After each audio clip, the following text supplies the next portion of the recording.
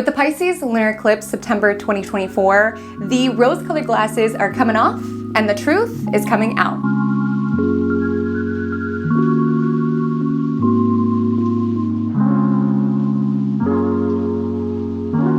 Hi, my name is Haley Comet and welcome to my Cosmic Corner of the Internet, where we discuss all things astrology, and today all things Pisces Lunar Eclipse and you, where the lunar eclipse in Pisces on September 17th, September 18th, 2024 is landing within your chart, and thus where it is accelerating and foreshadowing your destiny. I apologize if I sound a little dramatic, but that's pretty much the tone associated with eclipses. Eclipses are times of fate. It is a time of destiny. It is a time of divinity, especially with this eclipse landing in the sign Pisces, a very spiritual, mystical sign, and aligning with Neptune. This is the first eclipse of its kind that we will experience in the coming years in the Pisces-Virgo axis. And thus, it is giving us clues and hints around where our evolution, where our fate, where our destiny is taking us through the end of 2024 and continuing on into 2025 and 2026. And sometimes these shifts, these fated alignments, these karmic endings, these dramatic culminations, sometimes it shows up in very obvious ways. And for some of us, for some of the signs that I'm talking to, for some of the charts that I'm talking to, that may be the case in September. Sometimes things that have outlived their purpose within your destiny, there are doors that are slammed shut in your face. There are changes that you have no choice but to relax into the flow of. There are new beginnings that are coming into soulful alignment. Sometimes it shows up in very dramatic life events, and that'll be the case for some watching this right now. But for a lot of us, it is showing up in very subtle ways. And as you navigate, not just this eclipse, but also the eclipse window around it, it's important to stay aware of the coincidences, of the synchronicities, of the new things that are coming into your life, of the conversations that you're having, of the things that you're noticing, because these random events can carry a larger significance than what we see at this present moment, as it is the opening eclipse for the upcoming eclipse cycle. So we're kind of reading the prologue of the upcoming North Node in Pisces, South Node in Virgo book with this eclipse. Now, it's worth saying, we'll go into the logistics in a moment, it's worth saying the nodes are still technically in Aries and Libra, but we are getting this kind of spoiler alert from the cosmos around where our growth is taking us. And if you're familiar with my channel, if you're familiar with my content, you know that I am super passionate about co-creative astrology. That mission I thread through every single video on this channel. I thread through every single video in my weekly horoscope series, Magic Monday. I am super passionate about leaning into these planetary celestial cycles in order to co-create with. I do not believe that we are powerless to the mean planets above us. So that's my mission. And so with that being said, it's never my intention to evoke any fear, and I don't think we need to necessarily fear eclipses, but I do think we need to respect eclipses. In that things that happen around eclipses, it's a little out of our hands, my love. Especially with this eclipse landing in Pisces on Neptune, there is a spiritual significance to what is playing out this month.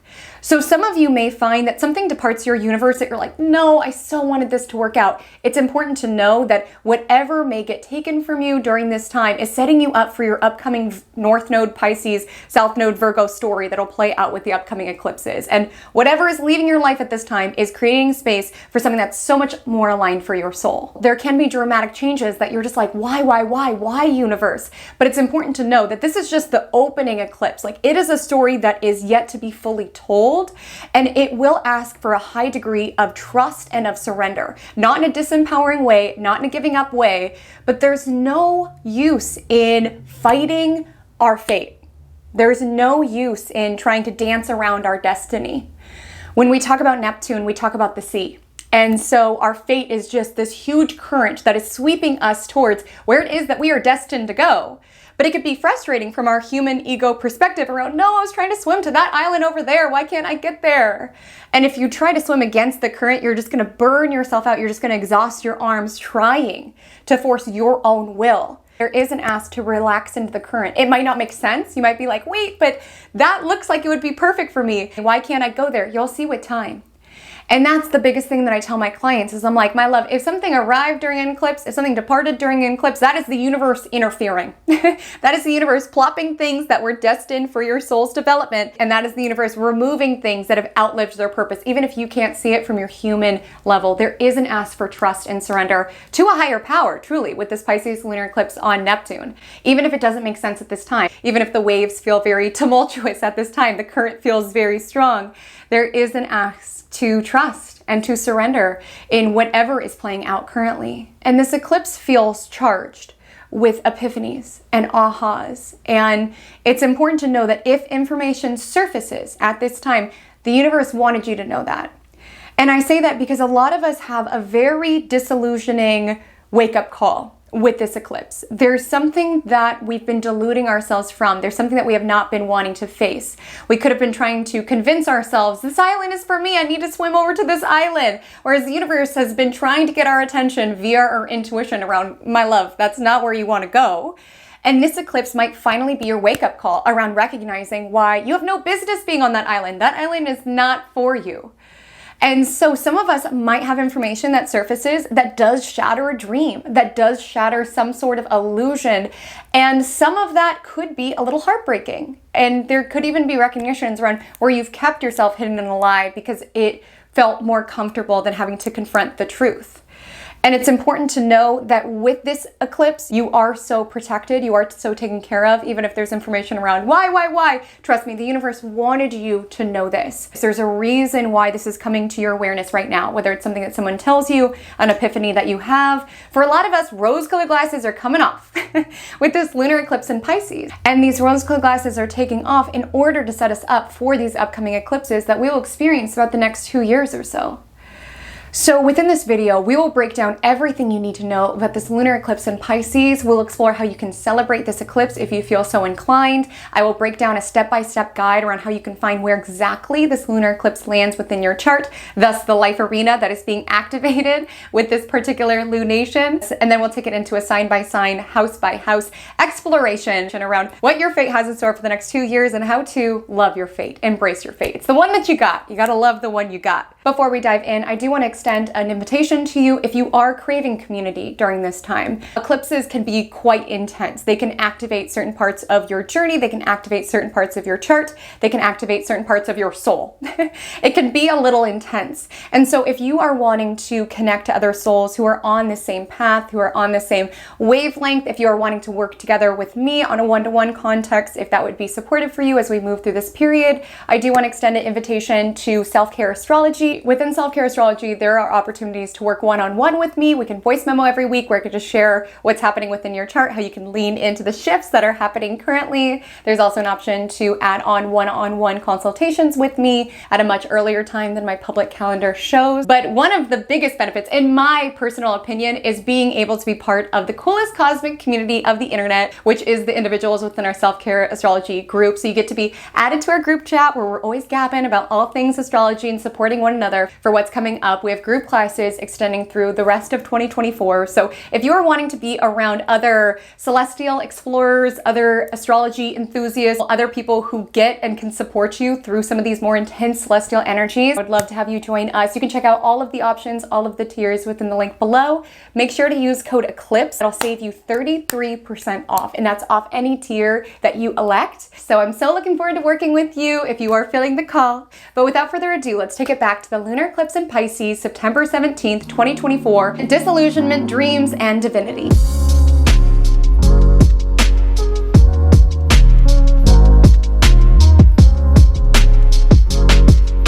The Pisces lunar eclipse will exact on September 17th at 7:34 p.m. PDT. Now that is Pacific time zone. For many of you in this wide, wonderful world, the eclipse will truly land on September 18th for your local time, so make sure to adjust before you make a note. But even beyond when this full moon exacts, it's important to know that this intensity, this energy of fate and destiny, it is not just limited to the particular day of the lunation. Like I said, there's an eclipse window on either side, so pay attention to the synchronicity synchronicities, the coincidences, the miracles that happen as we lead to this eclipse, as well as it fades away, as it can be hinting what's in store for us as we enter this new eclipse story that is aligning within the collective as well as within our lives.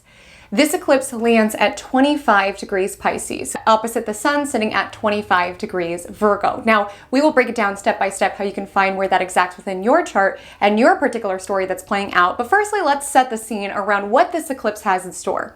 So whenever we delineate eclipses, we need to contemplate the following formula, so to speak. Firstly, is it a solar eclipse or a lunar eclipse? This is a lunar eclipse, which means a full moon eclipse. And the difference is that full moon eclipses are about culminations, fulfillments, things coming to light. The moon is completely illuminated. So that means that full moons, things tend to come to the surface, whether that's emotions, epiphanies, news. Now that's even for a regular full moon. An eclipse is like a full moon supercharged, even more so. So things are coming to light. And when it comes to lunar eclipses, it tends to be more emotional, personal culminations. It tends to be things reaching ahead within our own personal lives. It tends to be emotions being spotlighted within our world, culminations being spotlighted. The next part of the formula that we consider when figuring out what an eclipse has in store for us is if it's on the north node or the south node. So this particular eclipse in September 2024 is on the north node. Now the north node signifies gain. It signifies growth. It has its downsides, and this lunar eclipse most certainly has its downsides, but what I will say is that whatever information, whatever emotions, whatever epiphanies, whatever news is being spotlighted with this full moon, it is allowing us to move forward. Even if it's not what you wanted to hear, even if it's not what you wanted to see, even if you are being ripped from a fantasy that really felt quite good to be enveloped within, regardless, it's coming to the surface to evolve you forward. And that'll be a story that continues to play out. Ultimately, when we boil down North Node, it is about gain. But some of this gain might come through certain realizations that make it clear what's not for us so that we can gain what truly is meant for us as this eclipse cycle continues to play out. Like I said, there is a huge ask for surrender, for trusting the process during this eclipse. Even if you don't see how now it's launching you forward, you will see within the upcoming eclipses. But ultimately, I don't mean to paint a negative tone on it. For some, there could be just certain culminations that are taking place that are making it clear where you want to evolve next. There could be even certain ideas, downloads, epiphanies that you have around where it is that you're being soulfully guided to grow and to explore. So it's not that all of us are going to have this disillusionment moment around realizing that something that we thought was one way is actually a different way. But for a lot of us, that will be the case. And that is because the full moon aligns with Neptune. Now, if you follow my videos, if you've chatted with me about astrology, you may know my own personal opinions on Neptune. Neptune is a planet that I have a very tenuous relationship with. Neptune is this very dreamy planet, but dreams can be dreamy sometimes and dreams can be nightmares sometimes. And with this full moon on Neptune, there could be this spotlight, this aha, this epiphany of some arena of our life that we have kept ourselves suspended in fantasy or in a dream that was not anchored within reality. For a lot of us, we have had the wool pulled over our eyes, and this full moon is pulling it right back out. We're seeing clearly. And this could have been something that your intuition has been trying to get your attention around, but you've been running from, you've been escaping from. And there's something with this eclipse that you can't hide from it any longer. And for some, that could be heartbreaking because you could have almost deluded yourself into thinking this thing is for me or this person is this way. Even if all of the evidence of the truth suggested something else, you could have kept yourself suspended in this fantasy because that was more comforting than the acknowledgement of the truth. And so if we think of Neptune energy as this bubble, this full moon is kind of popping the bubble around anywhere that we've been kind of like floating around dreamland, around, oh, they didn't mean it, or oh, it's going to work out. There could be an energy where we feel like that bubble is popped and we crash land back to reality. And that could be heartbreaking. You know, the reason I have such a strong opinion about Neptune is because I think it can be such a scary planet when you are so convinced that things are one way and then you learn that it was never that way at all, that it was a mirage, that it was a con, that it was a projection. And maybe that was an energy around other people conning you or trying to convince you that there's something that they're not, or even an opportunity where things and details were kept murky from you. But a lot of times we do this to ourselves. There's this line from the new Sabrina Carpenter album that's playing through my mind where it says, you don't have to lie to girls. If they like you, they'll lie to themselves for you, I think is the line. And even not gender specific at all. That line just kind of summarizes this Neptune energy around where when we are attached to an outcome or we like the vision, we like the fantasy of what's being sold to us, we will lie to ourselves, truly. We will fade away some of the details, we'll enhance other details, we will tell ourselves that it's meant to be, we will keep ourselves suspended in a fantasy. And yes, sometimes that's something that other people do to us for malicious purposes, and sometimes it's something that we do to ourselves because, you know, we like a person or because we want this certain opportunity. So it's okay that there was some weird language in the contract, or we wanted this friend in our life, so we were willing to oversee their lives. Like, there can be an energy where we are deceiving and deluding ourselves. And it's important not to view that through a framework of judgment. Because if you're crash landing back to reality after deluding yourself of something or after being in this world that wasn't necessarily grounded in reality whatsoever, that crash landing can be so painful and you could feel so much shame or guilt or even just feeling dumb around how did I fall for it? Or why didn't I see that clearly? That sometimes that can enforce you just wanting to run from it and escape from it. And that's going to be the story for a lot of us with the full moon on Neptune, is wanting to run from it, escape from it, like la la la la, what I can't see can't hurt me, you know, less I know the better, right? And that judgment can keep us in that dream state, like to a certain degree. Oblivion is bliss, right? When we don't have to face things, when we don't have to deal with things. But I do feel that certain things are being revealed to you for the purpose of launching your soul forward, for launching your growth forward. And if information comes to your awareness that you cannot trick your way out of, even if you kind of close your eye a little bit and look at it to the side and kind of blur it out a little bit, there will be information that comes out that you cannot delude yourself any longer. There is an ask to face it because it will help you move forward. You know, living life in fantasy and not seeing what's in front of us doesn't contribute to growth. You know, when we're just floating in a bubble, we're just kind of floating. Like sometimes we have to crash back down to reality. It might take some time to recover, to be like, geez, that was a lot, but we will be able to find our legs and walk in the direction of where we truly want to go, where we don't have to delude ourselves and live in confusion and live in fantasy. And so we can feel like it's more pleasant to just float around in this bubble, even if it's not real, but ultimately it's keeping you stuck. And with this eclipse, certain information, whether it's from outside of you or from within you, is making you aware where you have kept yourself stuck via deluding yourself, lying to yourself, and escapist habits, which we'll talk about in a moment. But like I said, it's important not to view these things through guilt and shame that can actually make us want to stay in the illusion because we don't want to deal with the reality of the matter. It's important not to be hard on yourself. Just know, once you know something, you can't unknow something. Forgive yourself for the times that you didn't take the red flags seriously, or the times that you chose to look away when you saw something concerning, or the times that you chose to see the best in somebody, even if the proof was saying elsewhere. Like, forgive yourself for it. Like, a lot of times these tendencies come from a very good place within us, right? Around wanting to see the best in people, wanting this thing to work out, or wanting to believe that this new job has their best interest at heart. Like, it can come from a very good place. And it's important not to judge yourself too hard. Because if we acknowledge that we were conned or we were duped or we did live in delusion, a lot of times that can be met with a lot of harsh judgments around ourselves, around how did I fall for it? How did I fall for it? And it's almost like that sunken cost fallacy where it's like you might be, let's say, like in a relationship and it's year 5 and you've been seeing the red flags since year 6. And now there's a red flag that's so red and so glaring that you cannot avoid it. You cannot sweep it under the rug any longer. And there could be an energy around, well, who am I to admit that this was a farce? You know, I've invested 5 years. What does that say about me?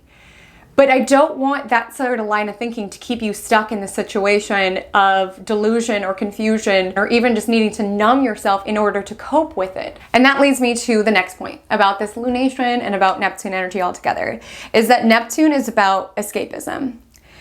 And so a lot of you leading up to this eclipse, as well as the after effects of this eclipse, you could be feeling the siren's call to want to run away from your reality, wanting to numb, wanting to escape.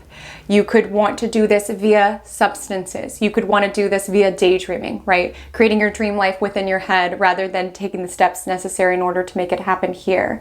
You could be going to excess with things. This lunar eclipse does square Jupiter as well. We've got it aligned with Neptune and squaring Jupiter. These are very much overdoing energies. And it would be my advice to be very cautious when it comes to anything that's mind altering. There could just be an intense desire during this time to just want to escape and run from our life, right? Just wanting to exist in our little happy bubble. You know, not all of us, this bubble shows up around deceiving ourselves within a relationship or within a job opportunity. Sometimes it shows up around going to excess with substances that allow us to just create this little happy world of bliss, even if our reality is not conducive to that. And that pull will be strong. Or even your emotions are so intense and so sensitive that you want to turn to substances in order to numb it. You know, a lot of highly sensitive people do seek out substances to cope because it's a lot to drink in a lot of information from this world that's very dense. And so I would just advise you around this eclipse to see where you can escape in more constructive ways rather than destructive ways. If you've found that you've been escaping in very destructive ways, if you've been escaping into substances, like anything that creates these artificial highs and lows, right, within your life, this full moon could be spotlighting that. And potentially for some of you asking for an end to that sort of behavior or making you clear that that's what you're doing. Right? You can tell yourself that you just lean upon these substances in order to be creative or you don't have a problem, but this lunation could make it clear, oh no, this is something that used to maybe be something that I would lean upon for creativity and now it's just to find my normal. Or this used to be something that I was able to do recreationally, but now it's part of my every single day. Like some of us could have acknowledgments like that. And again, even acknowledgments like that can be charged with shame. Around, gosh, what does that say about me? And shame makes us want to escape into these toxic, destructive, escapist habits even more so because we don't want to face ourselves. And so it's important to view these things not through this lens of shame or judgment, but just really looking at what am I doing here? You know, am I seeking to enhance my reality or run from it? And so the advice with this Pisces lunar eclipse is to find where you can constructively escape because there's no shame in wanting to escape every so often. Listen, this world is dense. This world is harsh. But it's important to escape via constructive means. Escape into music, escape into nature, escape into spirituality. That's huge with this eclipse. Like things that make you feel more connected to the universe and to all that is. Because there's this interesting energy baked into this lunar eclipse in Pisces, where on one side of things, there's this energy around nothing matters. You know, nothing matters. Very nihilistic. Like I might as well be high, might as well be drunk, might as well go back to my ex. Like nothing matters. Like Neptune energy can be very disillusioned like that. It can feel very disconnected like that. Nothing matters, nothing matters. So I might as well go to excess. And however that shows up. But on the other side of that, you can think of nothing matters, not in that nihilistic way, but around, you know, we're wrapping up Virgo season, around this small stuff that I am sweating, you know, the errands and the routines and the small details of my life that aren't as I want them to be. Like when I tap into my spirit, when I tap into my soul, when I tap into my soul's journey, it really doesn't matter. In the grand scheme of things, the things that I consider problems at this current part of my iteration are really not that big of a deal within the overall story of my soul and my work here as a human being. Because Pisces kind of has that energy. On the downside, Pisces energy can make us more complacent around nothing matters, so what's the use? I'm just going to go with the flow. I'm just going to drift away, and we definitely don't want that to get to excess. Like I said, North Node could be a very ravenous influence. This lunation is squaring Jupiter. We definitely have to be mindful where it is that we're like, nothing matters, so I'm just going to enjoy my life and party and go with the flow. It's important to maintain perspective. Yes, nothing matters in terms of the small stuff that you are sweating. And yes, there is a divine plan. But I think the ultimate ask of the sun in Virgo and the moon in Pisces is that we can have a calling, but it's our job to be the steward of said calling. Like with the energy of Pisces, God, the divine, could have given you all sorts of gifts, all sorts of talents. But if you do not chisel them, that's the energy of Virgo. If you do not show up day in, day out, you will never excavate all that God, divine, designed you to be. And so it's not this energy around nothing matters, so I'm just going to party and do my own thing. There's an energy of, you know, acceptance around, hey, I'm not going to force anything that's not meant for me. But there could be certain things that are swimming into your world that are deeply meant for you. And that's not to say that it's easy and that we need to just like drift with it. It's like with the energy of the Virgo sun, it's like I've been called upon, because that's going to be the story for a lot of us. You are being called upon by the universe, by the divine. But it's your job as the holder of this sacred calling, as the conduit for this mission, to show up for it. It might be a gift, but you've got to chisel it. You've got to work with it. And so some of you are truly going to have like a spiritual activation around this eclipse, truly, around having an idea, having a download of something that the divine is calling you for. And it's important not to get too far into the Pisces side of things, where you are putting all of the onus on the divine. And let me be clear around this. It is half the divine and half you.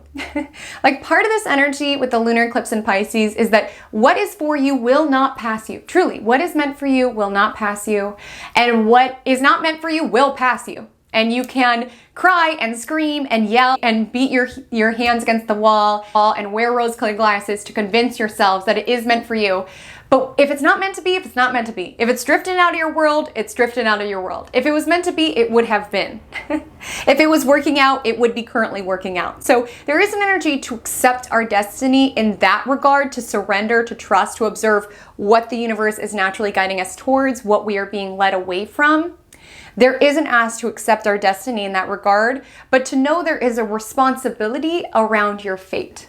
Even if it's meant for you, you still have a role in your fate. God could have designed you to be the best musician that this world has ever seen. And God could have given you that talent within your soul. It could have set you up within a lifetime in which you would be in a situation that you would be able to have the resources to purchase instruments for yourself, to reach out to collaborators, to find a music teacher. But if you just sit in your room and pray every single day, God, I want to be the best musician that I've ever been. Yes, that helps, right? Having our spiritual support team, but you'll be at the end of your world being like God, being mad at God, like God, why didn't you make me the best musician that this world ever saw? I feel this talent within me. I feel this calling.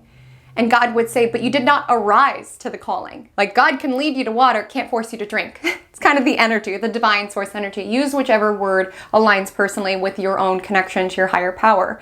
But it is this energy around God can't do your push-ups for you. It can give you the body for you to be able to do the push-ups, but it cannot do your push-ups for you. So a lot of us are being guided to this soul calling, and it is less so. We'll talk about this, of course, in our North Node Pisces, South Node Virgo video that I'll post on my channel down the line. Make sure to subscribe to look out for that. And it's not about what South Node Virgo forcing and trying and overdoing and overworking. So while to a bigger story, we are being asked to trust in our fate, to answer the call of where our soul is being led, and to rely more so on intuition and soul to guide our mission rather than the physical pragmatics of it all. Ultimately, the nodes are a balancing act. And in order to arise to this call, it will oftentimes take practical actions. So yes, have a deep connection with your own spirituality, with your own higher power.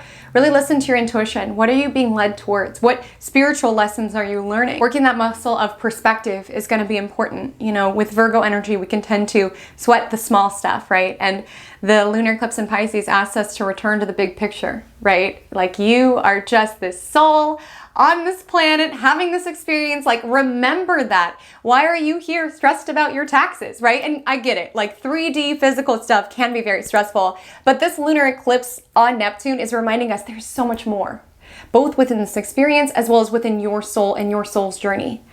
And you can receive a divine inspiration, a divine idea of where you are being called within this next journey of your life. You know, when we talk about Pisces, Virgo, it is an axis of service. Virgo more so in a physical lens and Pisces more so of a spiritual lens. So some of us could be feeling a call to either dive more into our spirituality. Some of us could even be feeling a call to serve in a bigger way, in a more spiritual way. Some of us could be asked to embrace the spirit of surrender rather than forcing and hustling, just relaxing into what's meant for you. That doesn't mean doing nothing, resting on your laurels, but it's not forcing what's not flowing. And that doesn't mean resting on our laurels, right? It's just, where am I naturally feeling led? Where is my spirit taking me towards? And what are the action steps that I'm feeling intuitively inspired to take on? Even if I want something, if I desire it, am I feeling a pull towards it? Is it feeling a pull towards me, right? It is this divine co-creation. And so for some, there could be a certain spiritual awakening. You know, some of you could be dealing with something that's been very painful. And maybe this lunar eclipse is finding forgiveness of the situation, or maybe even just an element of acceptance. You know, Neptune can be a very forgiving vibration. So there could be an energy around seeing the bigger picture around, you know, that was somebody who deeply hurt me, but from a bigger perspective, I see that they were hurting. And that doesn't excuse what they did, but it grants me the space to be able to move forward, to release from this particular dynamic of my life. Some of you could be finding this higher power, this higher level of spirituality. Some of you could need to believe in something bigger than yourself, because Neptune energy can be so depressing, honestly. It could be super disillusioning. It can be super what matters, right? Is kind of the energy. And if that does come into your experience in September 2024, it's a time to really connect to what gives your life a sense of meaning, what makes you feel connected to something bigger than yourself, whether that's showing up for an altruistic cause, whether that's joining a church, whether that's following a personal form of spirituality. There's so much more than what meets the eye, and it's important to be a seeker of that higher perspective. And so some of us are having the spiritual awakening. Some of us are having this rude awakening around our rose-colored glasses being ripped off. Something that we've been looking at through the lens of, well, it could be this. Because like I said, Neptune energy comes from such a good place. Like Neptune energy sees to the soul of someone. And when you see to the soul of someone, when you see the divinity in someone, it's easy to lie to yourself. It's easy to have excuses. It's easy to see that person through that lens of their soul and the highest level that they are showing up. But that's not real. And some of us might have this rude awakening where we realize, I've been treading water, waiting for this person, for this opportunity, or I've been treading water, making excuses for this person that's been betraying me, and I've been stuck. And there's an energy where there's finally this realization that's allowing you to move forward, to swim forward, so to speak. This lunation does square Jupiter. So like I said, emotions will be big, huge. We're having big emotions. We're feeling more sensitive. We have the full moon squaring Uranus. So again, changes are coming in, but for the purpose of helping us grow forward with this lunar eclipse on the north node. And this lunation does sextile Pluto. So it is one that is around power. It is around resilience. And it's trusting in that. You know, some of us might feel like we have to let go of something. You know, Neptune lacks boundaries. It's kind of the energy of dissolving. It's kind of the energy of Neptune. So some of us are dissolving past hurt, like I said, finding forgiveness. Some of us are dissolving the battle around trying to force something that's not meant for us. And some of us are just experiencing something that's dissolving from our world, that's poof, gone. And like I said, you have to trust, especially with the lunar eclipse on Neptune, but you have to trust that if anything is dissolving from your world, it is for a purpose. It's setting you up for what's playing out with these eclipses. And there's a need to let go. If something's trying to drift from your experience, let it go. Notice what is being drawn towards you within the currents. Like it's not a time to swim after rapidly what is trying to depart your life. And part of that is heartbreaking sometimes. But it's important to have trust, and it's important to know how resilient you are with the sextile to Pluto. Some of us could feel like we're in a little bit more of a negative headspace around this eclipse, because around that same time of the eclipse exacting, we do have Mercury, the planet of information and the mind, opposing Saturn. So like I said, some of us are getting a not pleasant message. It might come from within, it might come from outside of us, it might come in the news. This could be a collective thing. There can be information that comes out that's not what we wanted to hear. It's a little bit of an ouch, but at least it's allowing us to pop the bubble of our own illusions. It's allowing us to no longer tread water, convincing ourselves and deluding ourselves, and giving us the clearance in order to move forward. It's allowing ourselves to see people and situations as they are. Whether they are, you know, conners, scammers, liars, deceivers, like Neptune energy can go there. And Neptune energy, it's very alluring, and that's what makes it so nefarious. You know, Neptune energy really is siren energy. It looks beautiful, it sings nice, but it can lure us to some rocky waters if we're not looking at where our boat is going. And so some of you could be saved by the universe around certain information coming out that makes it clear, hey, there's rocky waters ahead. You're going to want to steer away from the sirens. As much as you're like, no, I want to go to the sirens. That's where I want to be. The universe might make certain information aware so that you steer the boat and that you are able to save yourself from a situation that might have just gotten worse with time. And so with Mercury opposite Saturn, there might be unpleasant information. You know, there's rocks ahead of me. This person is not who I thought that they were. This arena of my life that I thought was going to be meant for me, I'm experiencing a lot of resistance around it. Ouch! But with the energy of full moon on Neptune, it's important to have trust. It's important to surrender, have faith within the bigger picture, and trust that all is unfolding exactly as it's meant to. Not in accordance to your plan, but in accordance to the divine's plan.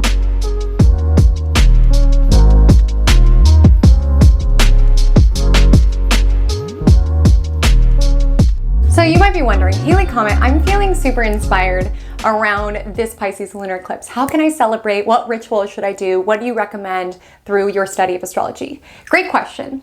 I want to preface this by saying that there are a lot of different cultural and historic understandings around eclipses. So within your culture, if there are certain rituals that are deeply aligned for you, please by all means do that, celebrate in the ways that make sense for you. As well as if your intuition is leading you towards a certain ritual, honor that call. So for those who are curious if they should do ritual, and they're not too well versed around what they want to do or what they're feeling led to, my personal recommendation would be to not. To not do so. Again, if you're well versed within your craft, do what you want. You have free will, my love. But due to my understanding of eclipses and my study of eclipses, it tends to be a little bit more of a chaotic, volatile influence. And it tends to be a time that it's a little bit out of our hands. And I don't say that in a disempowering way. I just mean there are bigger stories that are playing out. Within some understandings of eclipses, it was considered this window that the gods could interfere with our mortal lives. Like, give us things that were meant for us, take away things that were not, like create havoc. So it was kind of a time that was respected. I mean, in some traditions, people literally wouldn't even go outside during eclipses. We don't need to do all that. I'm not saying live in fear, but I'm just saying it wasn't necessarily seen as this time around supercharging abundance and things of that nature. My love, what's meant for you is coming into alignment. There's nothing that you personally can do to change that, is what I want to say with eclipses. And so I don't want you to feel any FOMO. I find that a lot of times, you know, the pop culture sites and the TikToks will be like, this is such a major lunar eclipse, and if you don't do a ritual, you're missing out. My love, your fate will never miss you. So you're not missing out. And so I don't want you to feel pressured around needing to cast spells and doing all of these rituals. Do what feels best for you. I will share what I would really recommend is to meditate. Get inward. Because for a lot of us, we are receiving downloads, intuitive hits around what our story has in store. Your intuition could be loud during this time.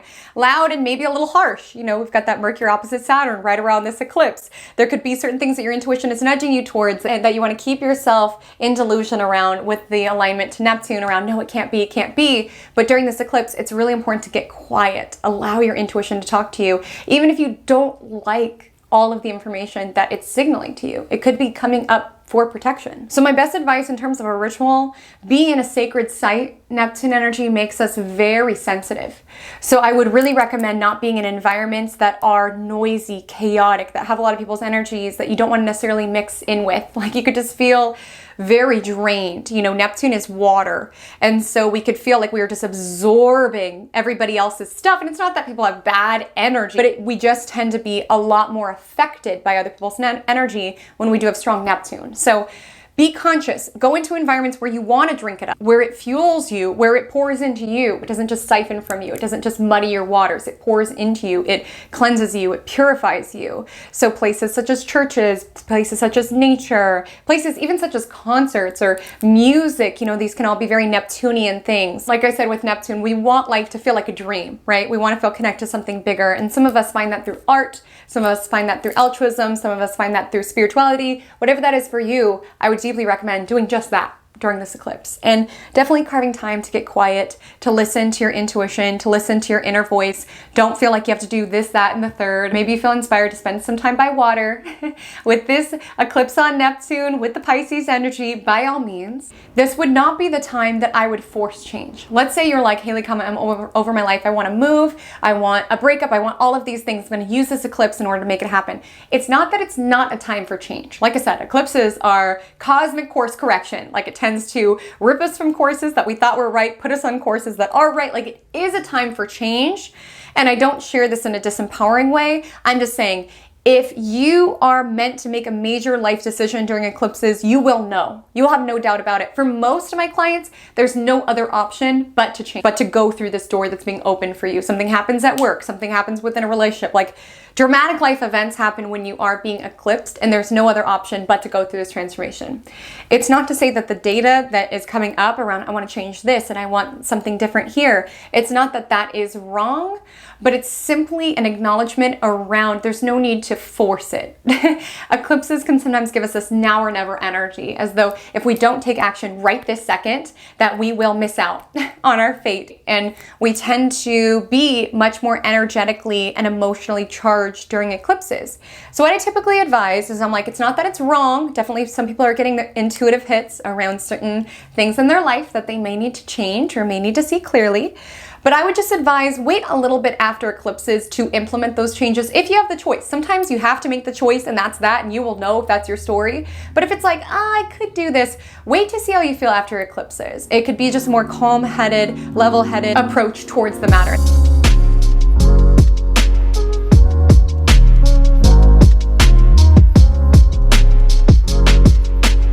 So now that we understand the lunar eclipse in Pisces as a whole, I want to break it down to your chart, your life, your destiny. And it's important to know that not every eclipse is life-changing for every single person. Now, we all have an eclipse story. We will all have a North Node in Pisces, South Node Virgo story. But for some of us, it's a short story in a magazine. And for some of us, it's a 300-page memoir in terms of significance within our life and our overall journey, right? Like, not every eclipse, not every nodal story hits dramatically for every single person. Now, those who may have a more influential eclipse with this particular eclipse that we're talking about are my mutable signs. That is, if you have Gemini, Virgo, Sagittarius, or Pisces within your chart. Now, we're gonna get even more specific, but I do wanna share that if you have prominent Gemini, Virgo, Sagittarius, or Pisces placements, the eclipses that we will experience coming up here are going to be much more influential for you. And when I say placements, I'm mostly referring to personal placements. That is Sun, Moon, Mercury, Venus, Mars, or an angle, ascendant, IC, DC, midheaven. If you see that one of those angles or one of those placements within your chart is a mutable sign, it will be activated by these eclipses by a harsh aspect. Now, bringing it back to this particular eclipse, those who have later personal placements and those mutable signs will experience this eclipse as being a little bit more intense. So we will say if you have Gemini, Virgo, Sagittarius, or Pisces personal placements or angles located between 20 to 29 degrees within your chart, that's the number by your placements, this eclipse on September 17th, September 18th will be more influential for you. It'll be more impactful for you.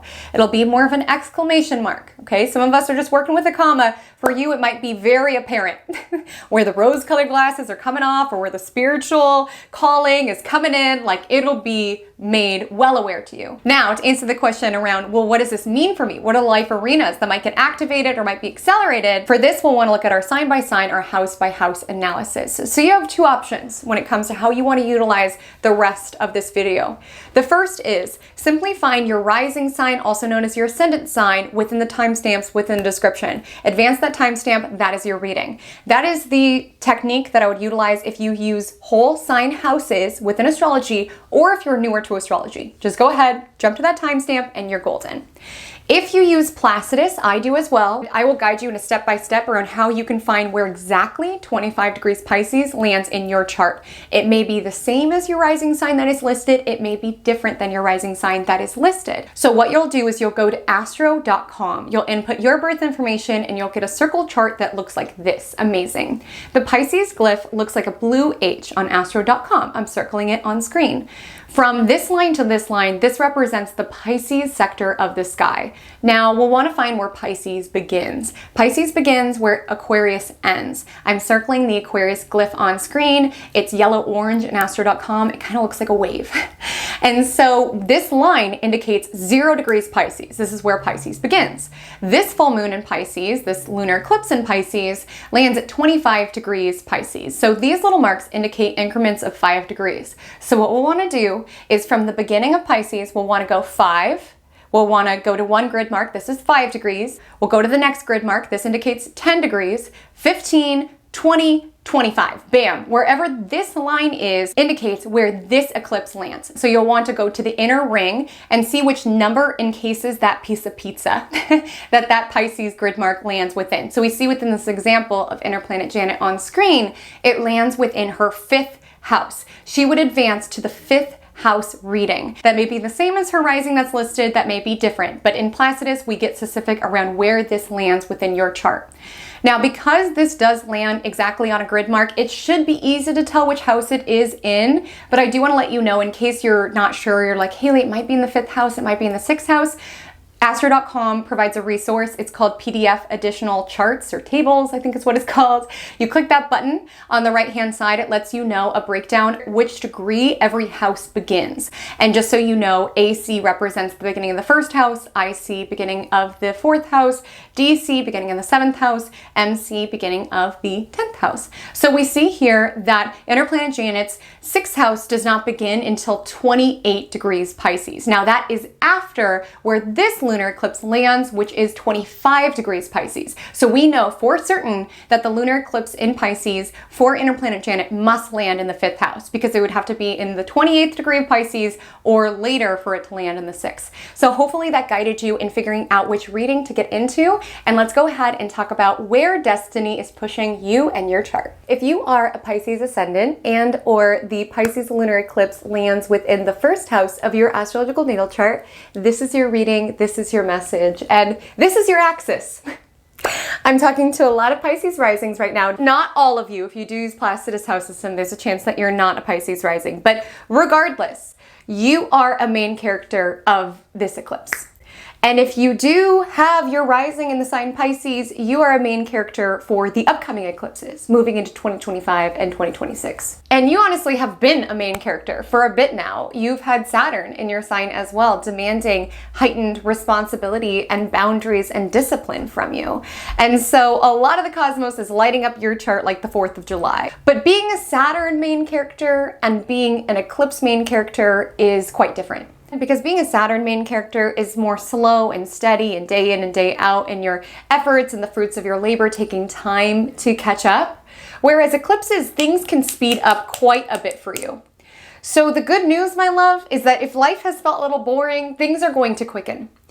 And some of that quickening can be exciting. You've got an eclipse in the 1st house, so you could be propelled into a heightened level of visibility, especially if you are some sort of spiritual teacher, if you are some sort of intuitive, if you are some sort of artist, if you are some sort of photographer or actress. Neptune governs screens, mirrors, cameras, things of that nature.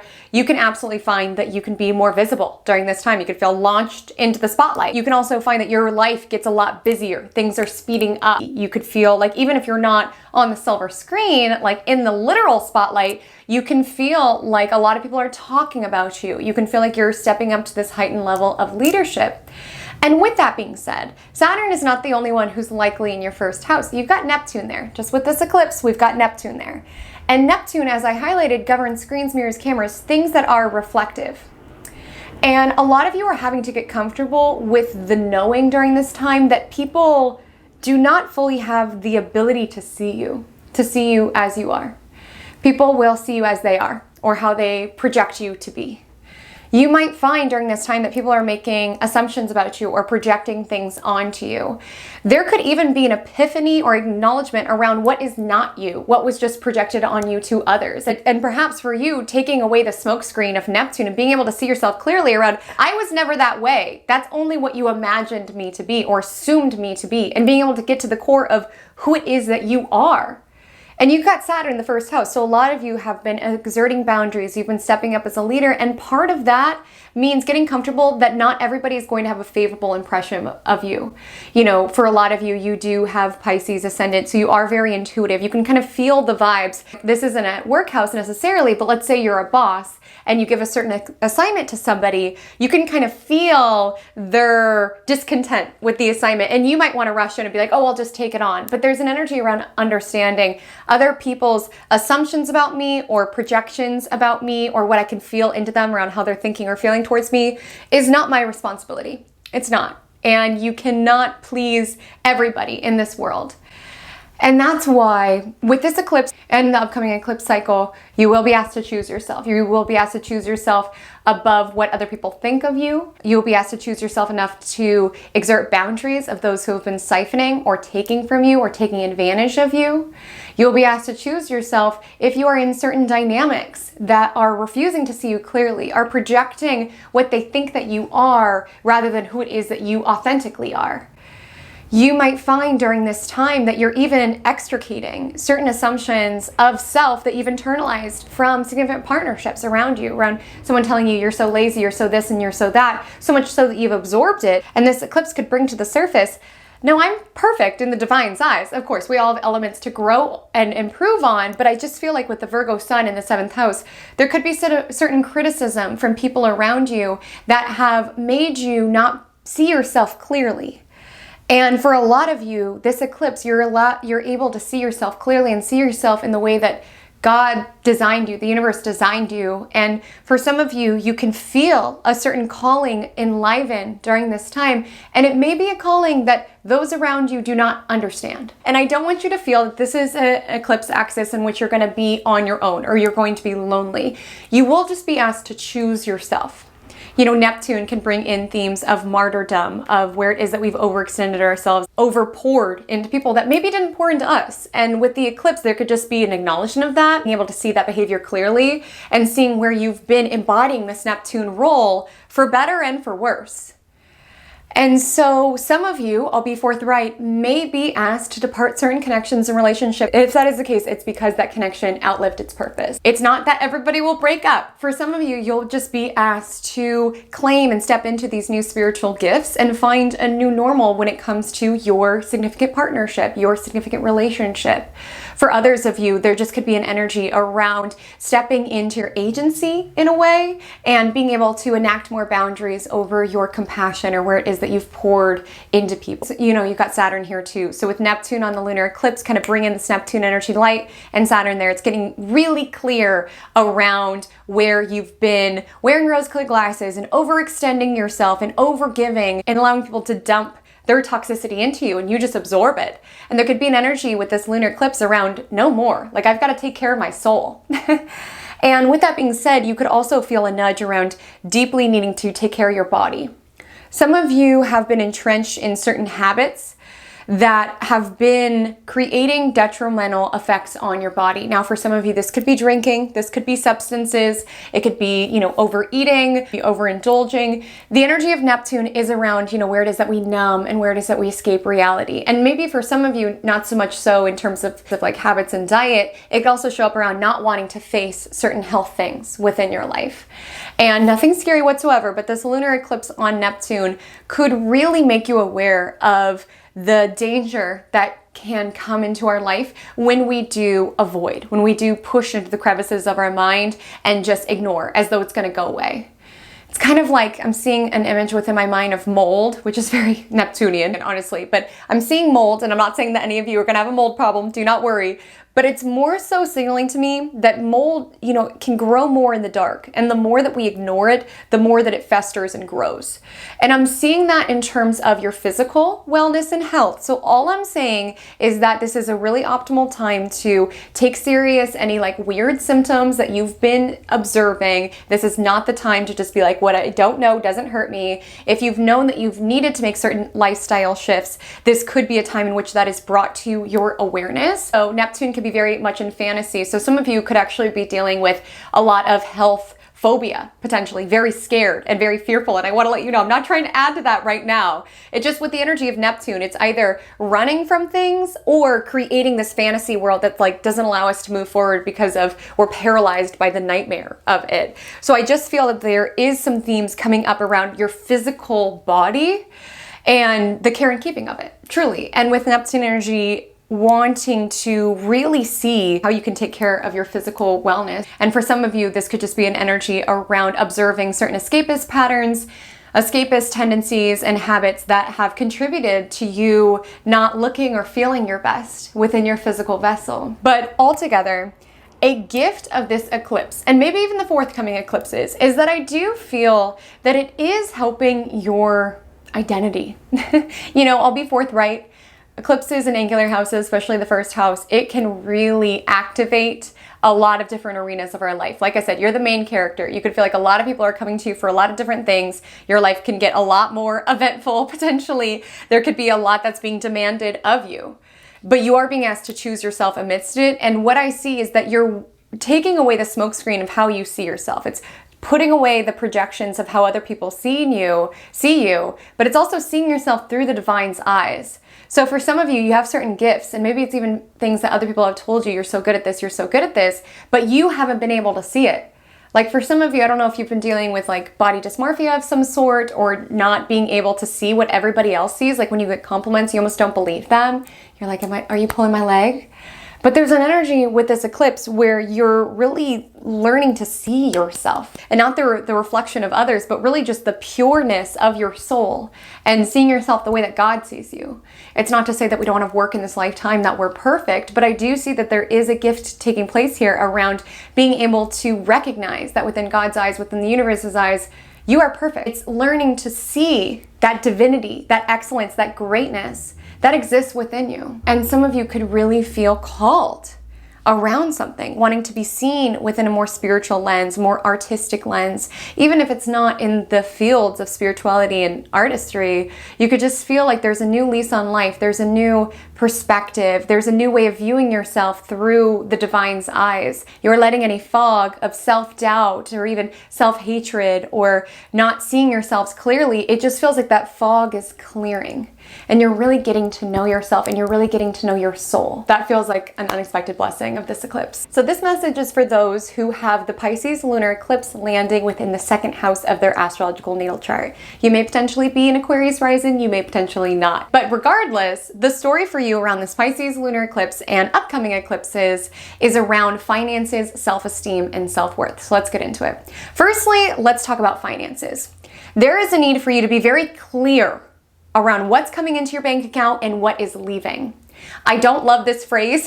I honestly just saw this TikTok earlier today and it's coming top of mind, so I'm just going to share it.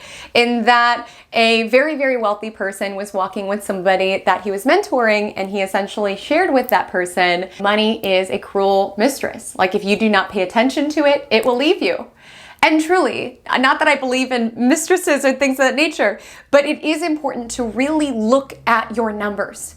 How much are you bringing in a month? How much are you spending a month? Where is your money going? I'm not saying you need to get obsessive about it, but I'm just saying get clear around it. Because with Neptune energy, this could be pushing bills to the back of the desk. This could be spending way too much money on subscriptions that you're forgetting about. Like Neptune, I always think of leaking energy, and you could just find that your money is just leaking away. And there's a real need to get clear on it and to get clear on where it is leaking from you. If there's anything that you've invested in that's just like taking a lot of finances, or if there's just subscriptions or things that are just being siphoned from your account that you're like, wait, why am I paying for this? But for some of you haven't wanted to look at it. You've had Neptune here. And now with this lunar eclipse, there could be something that comes up around this time that makes you look at it, that makes you take off the rose-colored glasses. And again, this could be your own omission. You weren't paying attention and you might find, oh, I'm still subscribed to that. Or gosh, this is broken again. Like I have to buy another one again. Like, do I need to research something better for me to invest my money in? That could be the story for some. For others, this is not the time to lend money. You know, some of you could have been lending money, or you feel like people are relying on you for money. You could even find that there's people in your orbit who are trying to deceive you or get in your good graces to get into your wallet. And those sort of intentions, those sort of motives, and those sort of intentions, those sort of motives may be exposed with this lunation. You can find that a recent purchase was a bait and switch, like you did not get what you were promised or all that it was cracked up to be.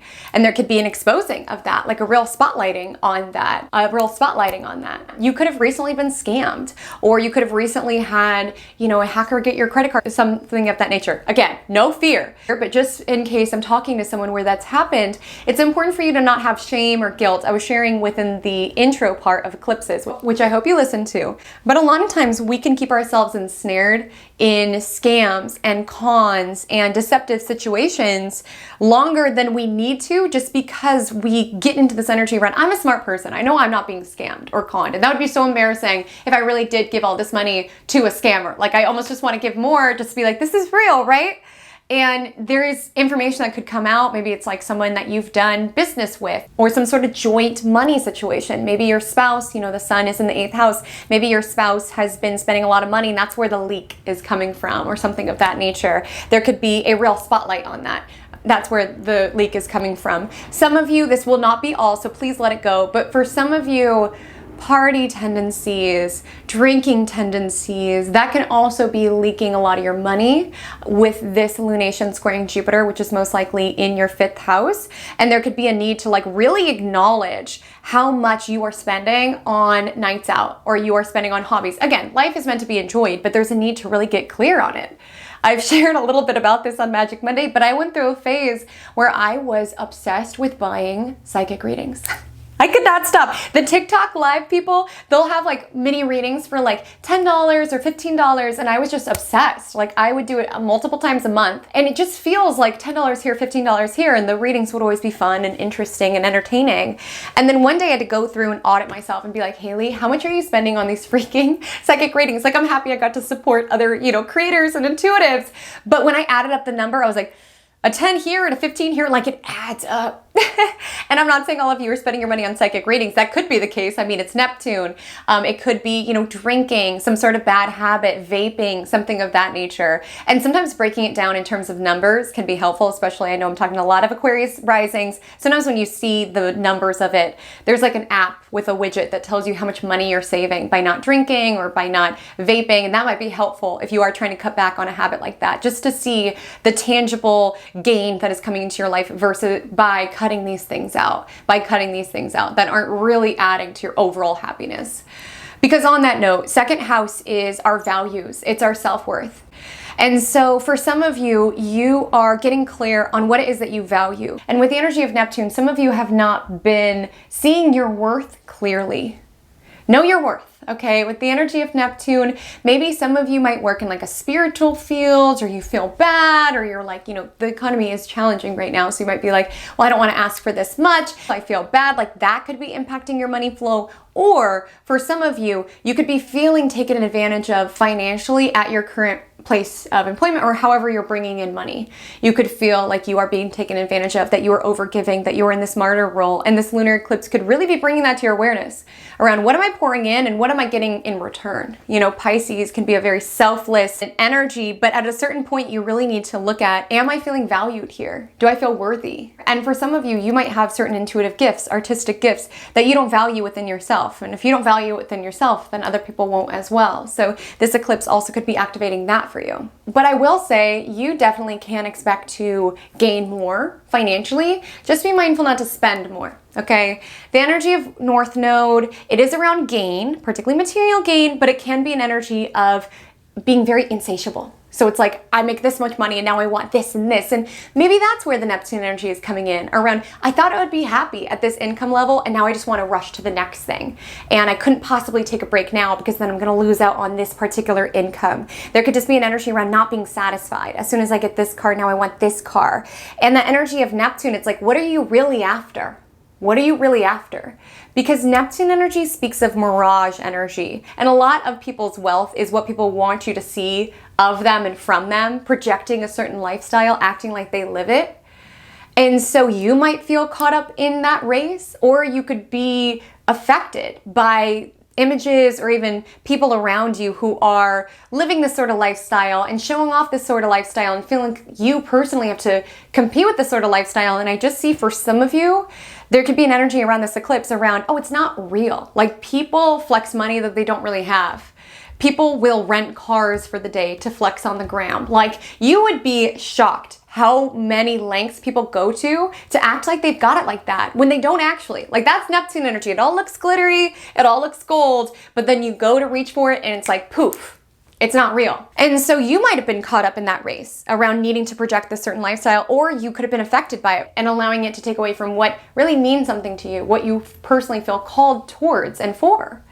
And so you can experience gain financially. And for some of you, it could be some sort of soulful call, soulful mission. It doesn't even need to be within the spiritual sector necessarily, but for some of you, it could just feel like you're making a difference. Like you are helping other people. You are helping people who feel lost. And there's an element around you finding your own personal purpose in what it is that you are doing and feeling very valued in that as well. If this lunar eclipse in Pisces is activating your third house, you may be a Capricorn rising, you may not be. But regardless, this is an eclipse story that is starting out in September 2024 and reverberating into years to come around communication, the mind, and your skill set. So let's start with the mind. Your mind may be playing tricks on you, and you might get certain acknowledgments during this eclipse that makes that abundantly clear. If you are someone who sometimes convinces yourself that everybody hates you, or convinces yourself that everything's going to fall apart, like this eclipse could be spotlighting just how much these fantasies, not particularly positive fantasies, are siphoning from you, and how much they are not rooted within reality. That's the first message that's coming in. But for others of you, there's certain information, there's news that is allowing you to see something clearly. Now, that's the first message that's coming in. For others of you, there is information, a message, news alive around this eclipse that is taking off your rose-colored glasses. You're seeing something clearly. You might have had a certain idea about something or someone, and then you hear a little bit of gossip, or you hear some tea, or you hear some information. It's like, oh, you're not that way at all. Either I built you up to be, or this up to be something in my mind that it is not, or maybe even you were actively deceived. You know, lies could be exposed during this eclipse. Someone who lied to you, or if you've been lying, somebody else could find out what you've been lying about.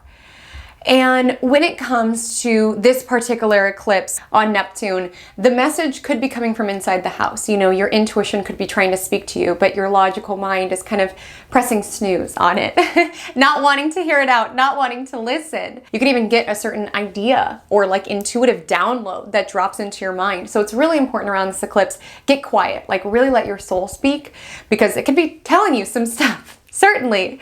And even if it doesn't come from within, you know, other people could tell you things, even if it's not like life-changing gossip, there could be certain profound advice that you receive during this time, or a certain podcast episode that you listen to that you feel like the divine is speaking to you through, or a certain TikTok that lands on your algorithm that you're like, this is exactly the sign I was looking for. You know, God, the universe, divine has many ways of getting our attention and many ways of getting a message across. And so you can find that even in very mundane, everyday scenarios, there's like these divine, profound, spiritual messages that are finding you, if you're paying attention, of course. And if you're listening, because for some of you, there might be intuitive hits or something that's coming to the surface that you're going to want to escape from. You know, some of you could be indulging in things that turn your mind off. You know, I know a lot of you are very hard on yourselves. A lot of you are Capricorn risings. So you could find that that pressure that you put on yourself when it's like your free time or what have you, could just want to turn your brain off around, I don't want any more thoughts. I just want my brain to go flat. Like there could be an energy of that. And for some of you, could just be trying to fill the noise or drown out the noise, whether it's, you know, trashy TV or gossip that doesn't really mean something to you. Like there could be an acknowledgement around the information that you take in that isn't necessarily profound or spiritual, but just for the purpose of escaping or numbing or just turning your brain off. And really needing to look at your social media through that lens. Social media could be leaking a lot of your time. You know, whenever I think of Neptune, I think of leaks. And so you could find that you're having a lot of energy leaks around social media, around I spent how much time on Instagram or what have you. And for some of you, if you are a creator, you could be putting a lot of time and effort around wanting to project this aura of perfection on your feed, and allowing that to leak too much time and energy from you. You know, Neptune is the dream, it's not real.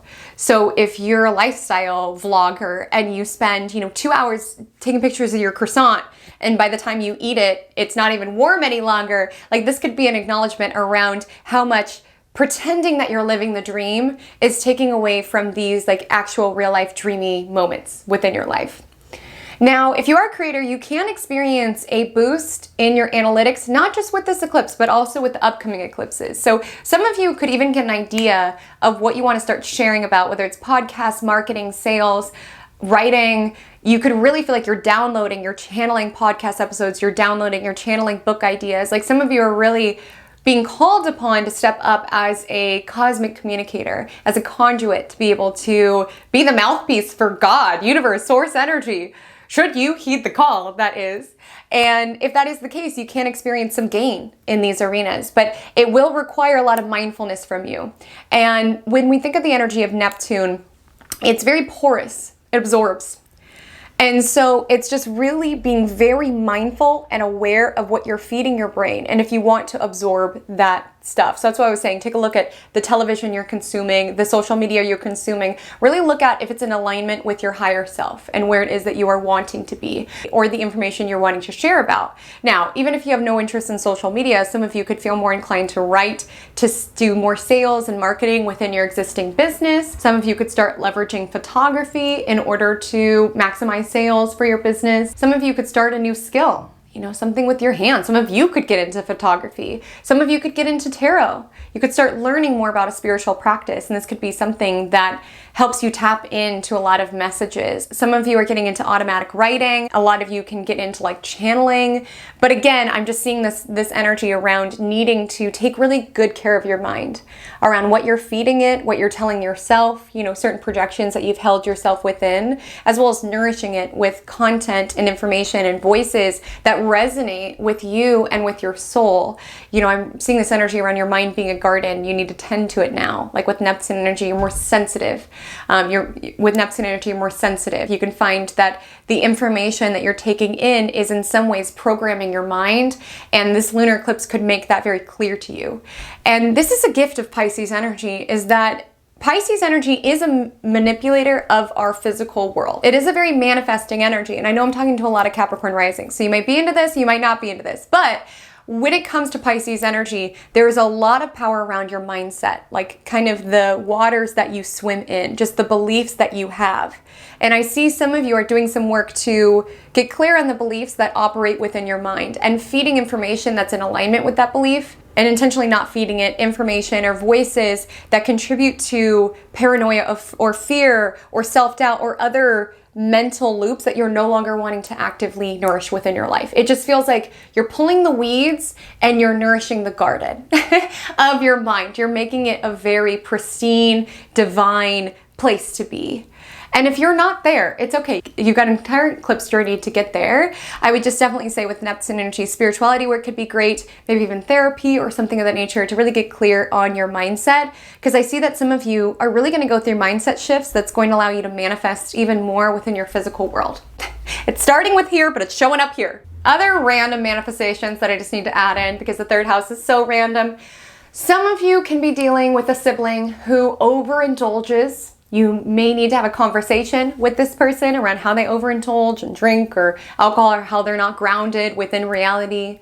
Some of you could be dealing with a neighbor who overindulges and their party lifestyle kind of affects you in some way or leaks into you. There could be an energy around finding the divinity within your neighborhood in some way. If you are a Sagittarius rising and or this Pisces lunar eclipse lands within the 4th house of your astrological natal chart, this message is for you. And for you, this eclipse and the upcoming eclipse story is really concentrated around home, family, roots.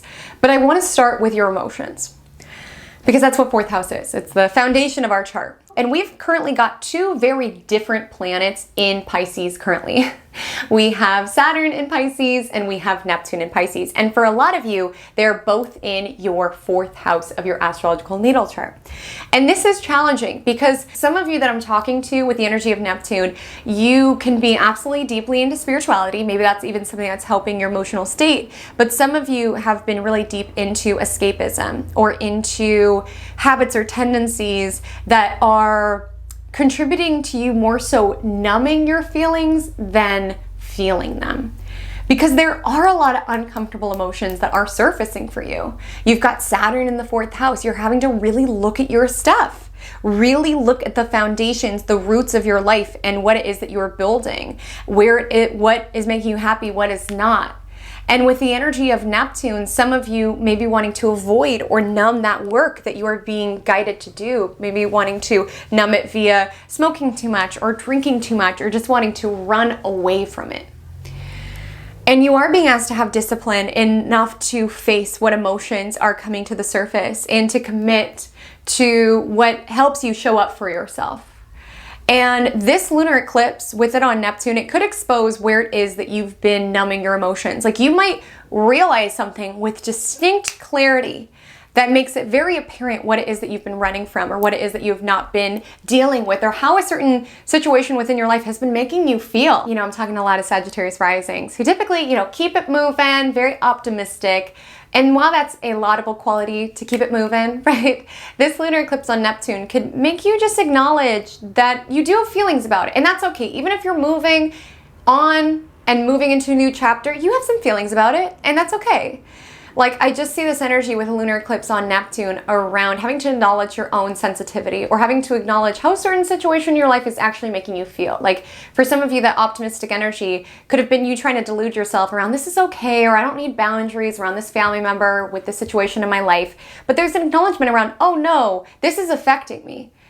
And for some of you, I'm just feeling someone within your life might be like siphoning a lot of your emotional energy. You know, like, you feel exhausted after spending time with them, they dump into you. And maybe you have to acknowledge the weight of that. You know, if you've been a caretaker, or you're in a caretaking role, of course you have to be this compassionate presence all of the time. And I'm sure it stems from love and a good place. But there are days that it's like, oh, I'm tired, you know, I'm exhausted. And that's okay for you to feel that. You don't need to like delude yourself around feeling like you're not valid to your own emotions. That could be coming up. And for some of you, you could be just in a role within a family dynamic or something of that nature, where you're constantly listening to someone complain, or you're constantly there to rescue other people. And you may need to acknowledge how much that's taking from you or siphoning from you emotionally, energetically. And this eclipse could bring that to the surface. For some of you, you may have a family member within your life who does overindulge, who does have a problem with substances, who lacks boundaries in that way, whether that's currently within your world or that's been a part of your roots and your upbringing. And this lunar eclipse could be bringing that to the surface around how that did affect you. You know, I see that this lunar eclipse does square Jupiter in the 7th house, so maybe even choosing partners that emulate certain behaviors that you could have observed in your upbringing, whether it's around substances or avoidance, escapism, maybe even with Neptune energy, very kind of like not grounded, not tethered within reality. There just could be an energy coming to the surface of the eclipse around seeing how the partners that you choose could mirror what it was that you witnessed. Or even if you didn't witness it within your own home of upbringing, maybe just within your roots, within your ancestry. You know, 4th house goes deep. I also see some of you could be in a living situation that's been quite draining. It's been taking a lot from you. Some of you could have literally dealt with mold or leaks or something of that nature that has forced you to move, potentially. That could be on the horizon. Again, I'm not trying to scare anyone, okay, around molds and leaks, but sometimes that can be the case with this here. And maybe it's something that you're having to move from, or you're having to get clear, you're learning results around. There could just be an energy around a certain tension around the home reaching a culmination point. And maybe even for forgiveness, honestly, with the energy of Neptune, or just seeing certain issues that you've let fester for too long. Like, you have not enacted boundaries around, that's not okay. Like, if it's a roommate situation, you can't use my stuff. Or if it's with your partner, that's not okay that I'm shouldering the brunt of the domestic labor. Like, there can just be an energy around things that you've brushed under the rug, or around, it'll get better, or rose-colored glasses around, it's not so bad. And just like recognizing how much this behavior gone unchecked has just continued to fester and just become more and more of an issue within your household. And that could be very draining. Like, wherever Neptune is, we tend to be more sensitive. So you are more sensitive when it comes to your home. Sometimes with this here, we could be more sensitive to like the noises around our home, the lights. Like, we really do crave our home to feel like a sanctuary. And for some of you, I'll be forthright, you know, you are starting a story where North Node is in your 4th house. Some of you could have a move on the horizon. So if you don't feel like your home is a spiritual sanctuary for you, that could absolutely come to the surface. Some of you could be enacting boundaries with roommates or with family in order to create more peace and serenity within your home environment. Or some of you could choose to move. And with this energy of the lunar eclipse on Neptune, there could just be an acknowledgement around how drinking in the stimuli of your physical home, how that's contributing to your peace, or potentially how that's actively siphoning from it. If the Pisces lunar eclipse in September 2024 lands within the 5th house of your astrological natal chart, this message is for you. You may potentially be a Scorpio ascendant. You may just have this eclipse within your 5th house. Either way, there are some potentially dramatic culminations, realizations, and creation that are coming to the surface in the sector of your chart that governs self-expression, children, fun, and dating. So let's discuss where you may be feeling this energy. Firstly, let's bring up romance. Let's bring up dating. Let's go there. You know, I know I'm talking to a lot of Scorpio risings. You all tend to be very passionate individuals. And for those who are dating, you are maybe seeing people, but it's not so serious. That's the energy of the 5th house. Some of you may be forced to confront certain dating patterns. Some of you may be drawn, like a moth to a flame, to individuals who are emotionally unavailable, who you feel like you have to fix or save, who are checked out via their substance of choice, who are not fully there. And you might be dating someone like this. You might just be noticing a habitual pattern of being drawn to people like this.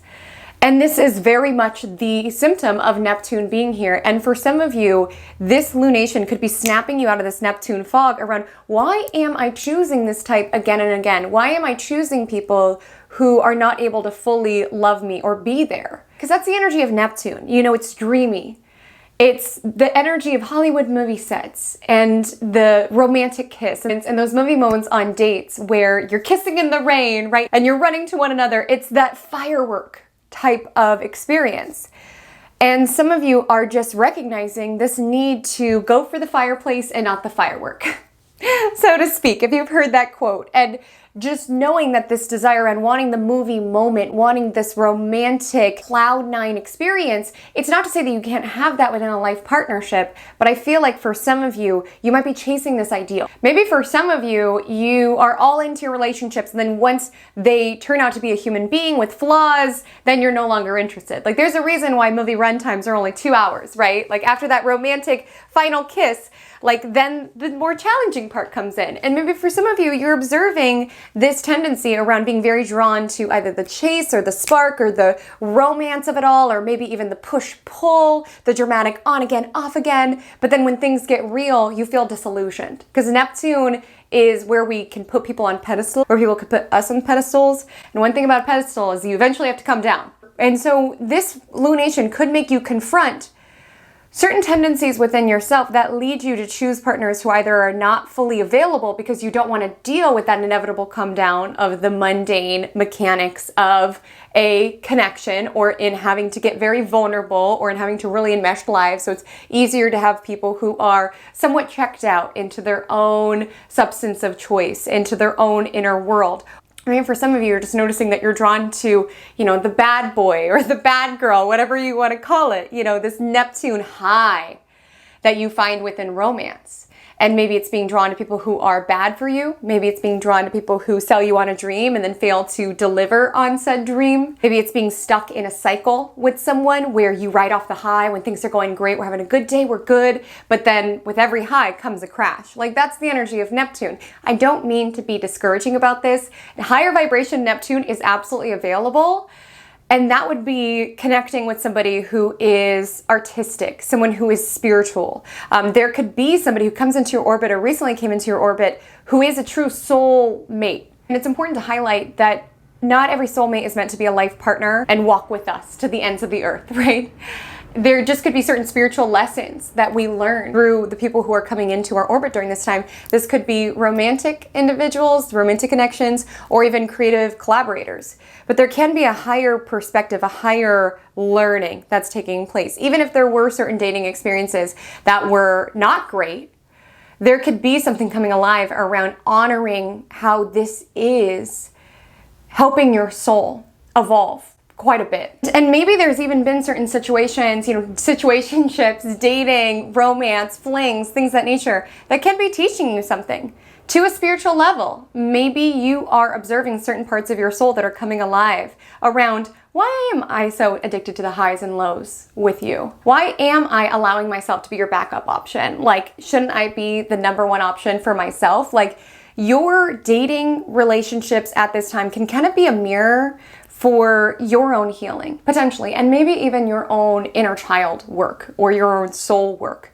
That would just be a contemplation, I would say, whether you're currently dating or maybe even just contemplating past dating relationships. Really contemplate from a soul level what they taught you. And some of you could be pulling it into your art. If you are an artist, this could be a deeply inspired time. Really open yourself up to be a conduit for the universe. Like if you were an artist, you can feel like God, universe, divine is like painting through you. If you are a photographer, you could feel like you are capturing things that are ethereal. If you are a writer, you could feel like you're just downloading and channeling. Like you kind of have to get out of your own way around the time of the eclipse and like really let God, universe, source speak and create through you. Like you be the vessel of inspiration. Truly just feels like a very divine, inspired time that might not feel like it's coming so much from you as through you. To get a little woo-woo, I am of the belief that all art that we create is a co-creation with the divine, and you may believe that as well after this eclipse or after this nodal axis. And I also want to say, for my partiers, okay, this might be a time that you really acknowledge party habits. And whether they are truly serving you, whether they are getting, destructive, whether they are making you check out from your reality, whether these little habits are enhancing your world or helping you to escape from your world. There could be a significant spotlight on hobbies and fun. With the energy of Neptune, there might be certain things that are in your experience that are reaching an excess point. And I do feel like a lot of people, honestly, I wish it was different, but I do feel like a lot of us during this nodal story will be feeling this pull to always want to escape or to overindulge. And you might be feeling that pull. And it's not that all of you will necessarily need to stop drinking or doing anything of that nature, but some of you may. Some of you may see how much it's siphoning from you, how much you are stealing tomorrow's happiness, how when you indulge the next day, you aren't as inspired to show up for your art and show up for your hobbies. Fifth house is our sense of fun. And I just see, whether it's substances or not, I just see that some of you are realizing certain hobbies or things that are meant to be fun are just siphoning from you. They're taking from you. Neptune's kind of leak energy. It's leaking out your energy. So maybe it's even like party friends. Maybe it's even creative clubs that no longer resonate. There could just be an energy where there's a bit of disillusionment with Neptune. And you might even find a stark realization, about party friends or something of that nature. That's always such an interesting part of your development, when you kind of get out of the party scene and you realize that your party friends get out of your life. Like truly, it can feel like you're close and like you're intimate and you're all together, but it's like the moment that you are not partaking and not on this high together, it's like they're not going to help you in the middle of the night. They're not going to like listen to your advice. I mean, I hope you have friends in your life that are like that, but you might have certain acknowledgments around people that were just party friends who are around for a good time, not a long time. Like that could be something that comes up. That could also come up around someone that you're dating, around recognizing with Neptune that they might have deceived you in some way, that they might have lied to you, that they might have future faked, that they might have love bombed, that they might have sold you something that was not the case, that was not grounded in reality. Like I said, it does not spell disaster for every one of you. I don't want you to be scared if you're dating someone and you really like them. With the energy of Neptune, I would just definitely say use discernment and really observe what comes out during this lunar eclipse. Observe what your intuition tells you. Observe what your body tells you. Observe what you're seeing, what information comes out. Try not to delude yourself. Don't be in the same situation like a year from now. Like if somebody out there is with someone and you want something different, but you're trying to play the role of what you think that person wants you to be, and you aren't getting what you want, there could be an energy with this lunar eclipse on Neptune to be real about what you want from your dating life. I'm getting a particular vibration where somebody could want commitment or want to take the next step, but with the energy of Neptune, you don't want to pop the dream. You want to just keep going with the flow. And that's totally fine. I'm not telling you what to do if that dynamic feels good to you. But I'm just saying, sometimes Neptune energy can make us feel like we need to put on a show or put on this veneer or play this role. And that gets very draining. And this lunar eclipse could spotlight how much it's taking from you. And with the energy of Neptune, just really needing to see your dating life clearly, see who it is that you're dating clearly, see what it is that you want from your dating reality clearly. Now, this is also the sector of fertility and children. And so some of you can find that's a focus. I would be cautious with protection, okay? I would be cautious because the energy of Neptune, you might have one too many cups of wine and forget okay, that's all I'm saying. That's all I'm saying. Maybe be a little cautious if that's not what you want. If it is what you want, it can be a time of, you meeting your fate in that arena. Also, with fifth house being fertility, if you've been looking for answers, Neptune can sometimes be confusion, like why am I not conceiving yet? Or why isn't this unfolding in the timeline that I expected? Perhaps this lunar eclipse could bring up answers around that, around what will support your journey. When we think about this axis of Virgo and Pisces, it just reminds me that we could do all the right things, right? With the energy of Virgo, we could eat all the right foods and have the habits and have the rituals. But the act of creating a human within our body, while it's very physical, obviously, one thing plus one thing equals another thing, there's a tinge of the mystical to it. Like it is creating life. Like there is an element where no matter if we do all the right things, there is an element where it may not happen, even if we do all the right things. And I'm not spelling that out for you. I'm not saying that's going to happen. I'm just saying there's an ask if you are trying to conceive to blend, yes, doing all the things, having a plan with the energy of the Virgo sun, but also with the energy of Pisces, surrendering, flowing. I'm of the belief that every child that incarnates into this world chooses the birth chart that is in alignment with their own personal fate, the lessons that they're here to learn. And when you see it from that perspective, from that spiritual perspective, this Pisces perspective, you begin to have patience with the process and understand, I'm going to do all the right things, eat all the right foods, have the right resources around me. But I also need to surrender and trust that, life will enter me at the aligned time. So it just felt like a message for one person. If the Pisces lunar eclipse on September 17th, September 18th, 2024 lands within the 6th house of your astrological natal chart, you may be a Libra ascendant, you may not be. But either way, if the eclipse lands here, there is a story that is being foreshadowed currently and will continue to unearth in years to come around health, day-to-day, and service. So let's dive into it. Firstly, to bring forward health, and I want us all to take a deep breath. It is never my intention to fearmonger or anything of that nature. But sometimes there can be certain information that comes to light around eclipses in the 6th house around our health. And with Neptune here, potentially it could be certain health impacts of drinking, potentially, or certain health impacts of symptoms that went unchecked or things that you didn't want to deal with because you were fearful of what it would look like. So if you're putting off, getting a mole checked or putting something off, having that fear, maybe your intuition was trying to tell you like something's going on, but not wanting to face it, wanting to live in the dream, stay suspended in the dream. That could be a Neptunian energy. And with this full moon, there might be information that comes to light. You may be asked to take the blindfold off. Now, for some of you, you may get an intuitive hit around a certain health problem that you've been dealing with, like an inner knowing or just something around, I've got to get this checked out, or even maybe I should go to this particular holistic doctor. Like you could be really guided by source or spirit around ways that you can effectively heal and care for your physical vessel at this time. And even if there's not a health problem, so to speak, you could be nudged throughout this eclipse cycle to really commit to your wellness in every dimension, your physical, emotional, and spiritual wellness. And with this eclipse landing here, continuing to invest in routines that show up for yourself. You've got the Virgo sun in your 12th house. And so this could be self-undoing. And Virgo is very perfectionistic. So your perfectionism, your overthinking can be wreaking havoc on your body. Like I think it might be helpful for you to develop routines that do support your serenity, whether that's meditating in the morning or taking more time for walks or getting into yoga. I feel like there might be something playing out there around how you can commit to your mind-body connection, around how you can deepen your mind-body connection, and how it is that you can care for your body, but also your soul. I mean, with Neptune there really is a blending of the two alive currently. Now, for some, this might show up around work. So for some, there might be something that's revealed about a coworker. There can be some information that comes to light that it's like, that's interesting. You threw me under the bus. Or, that's interesting. That's who you are. There could be an awareness. Maybe your intuition has been trying to tell you like something's not quite right about that coworker. Don't get too close to them. And you may find that proof surfaces during this lunar eclipse. Now, for some of you, it's less so around something being exposed about a coworker or someone that you employ would also be a 6th house matter. So there can be information that reaches ahead there. But if it's not that, It also could show up around your actual workload. Like 6th house is the work that we do day in and day out.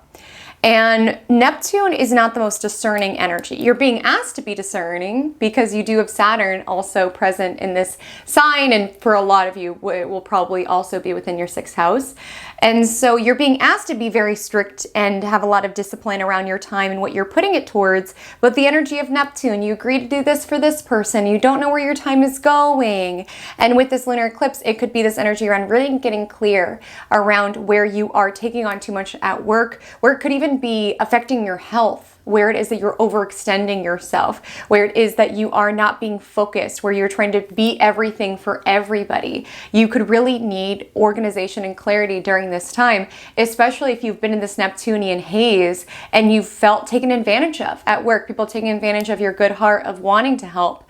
Or even if you are a business owner or something of that nature, this energy of Neptune can represent this energy around trying to do it all, right? Your hands in too many pots and feeling quite scattered and overwhelmed, and maybe even that potentially affecting your physical wellness.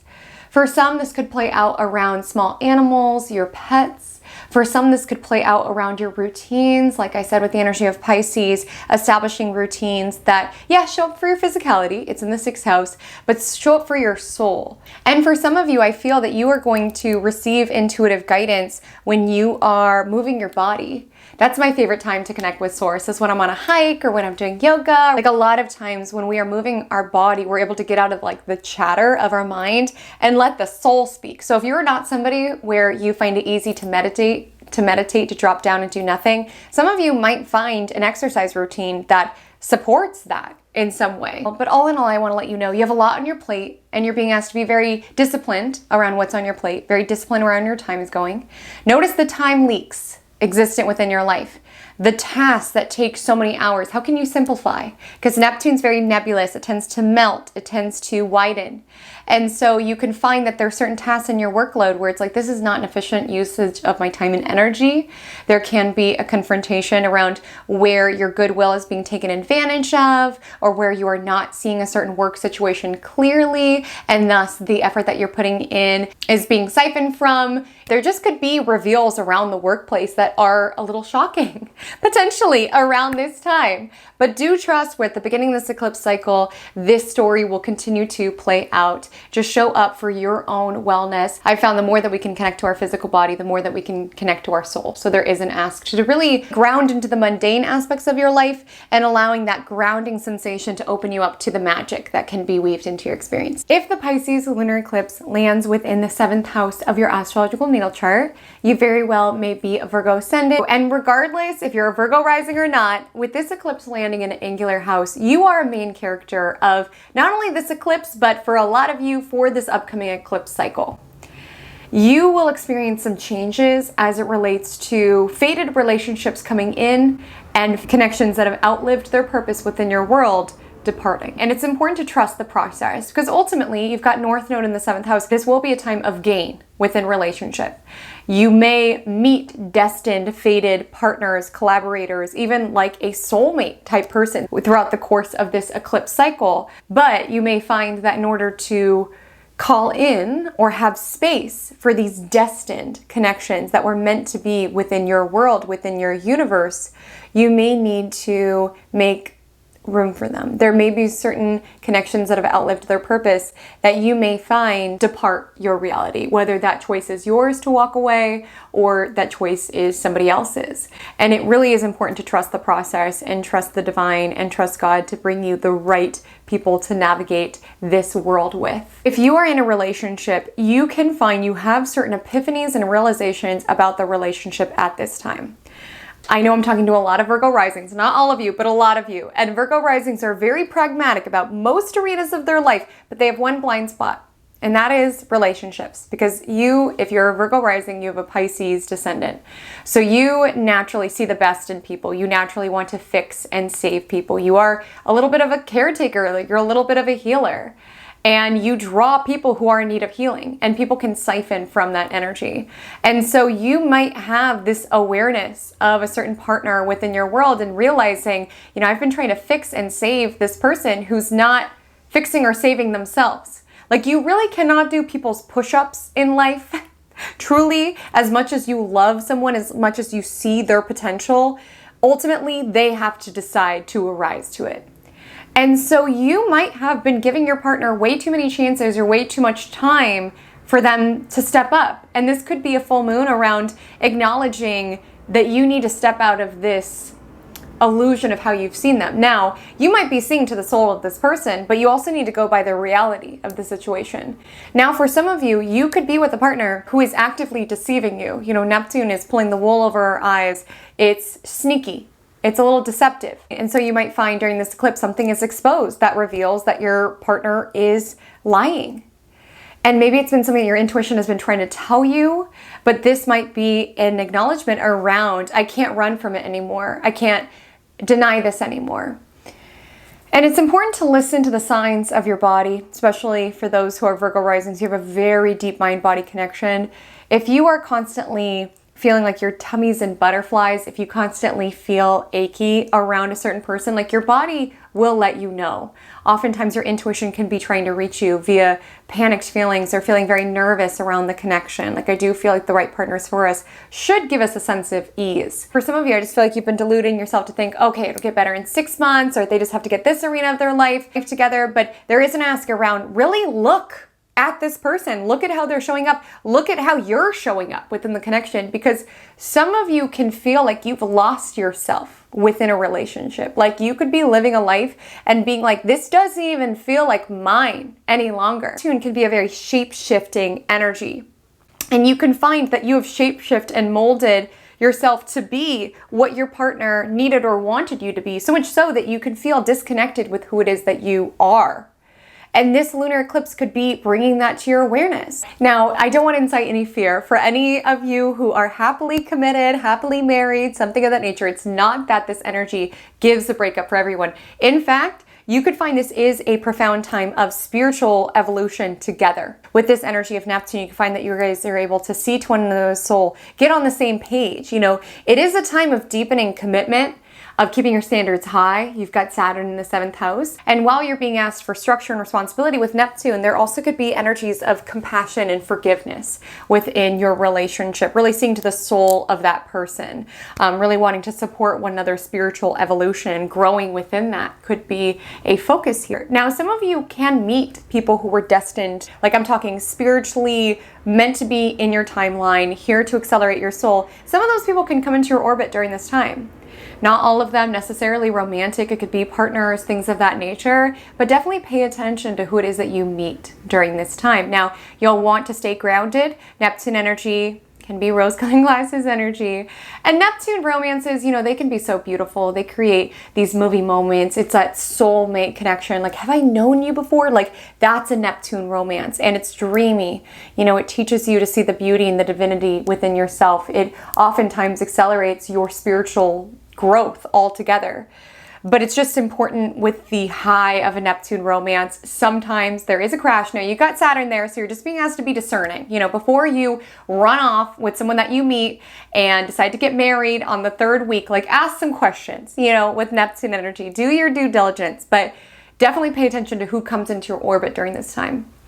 Even if you are not currently dating, you're not currently in a relationship, there could be an energy of compassion and forgiveness around what has transpired up to this point. Like, clear any sort of hatred or resentment that might live in your heart in order to have this new start. Because with North Node transiting the sector, you can absolutely have aligned collaborators and partners come into your orbit. But there could be an ask around, are you healed enough in order to really receive them? Have you internalized the lessons necessary from your past relationships? Some of you could have been waiting on someone. You know, you've been waiting on someone spiritually. And this might reach a culmination point around recognizing the energy it's been siphoning from you, to hold out a candle for this person, to hope that they'll change, to hope that they'll come around. And Neptune energy could be this energy of surrender. Like, truly, if it's meant to be, it'll be, but I need to move on within my life. I need to be open with other connections. That could also be something that comes up during this time. And when it comes to having Neptune here, I do want to say that you are a bit of an energetic sponge, and people are drawn to you and they can dump into you.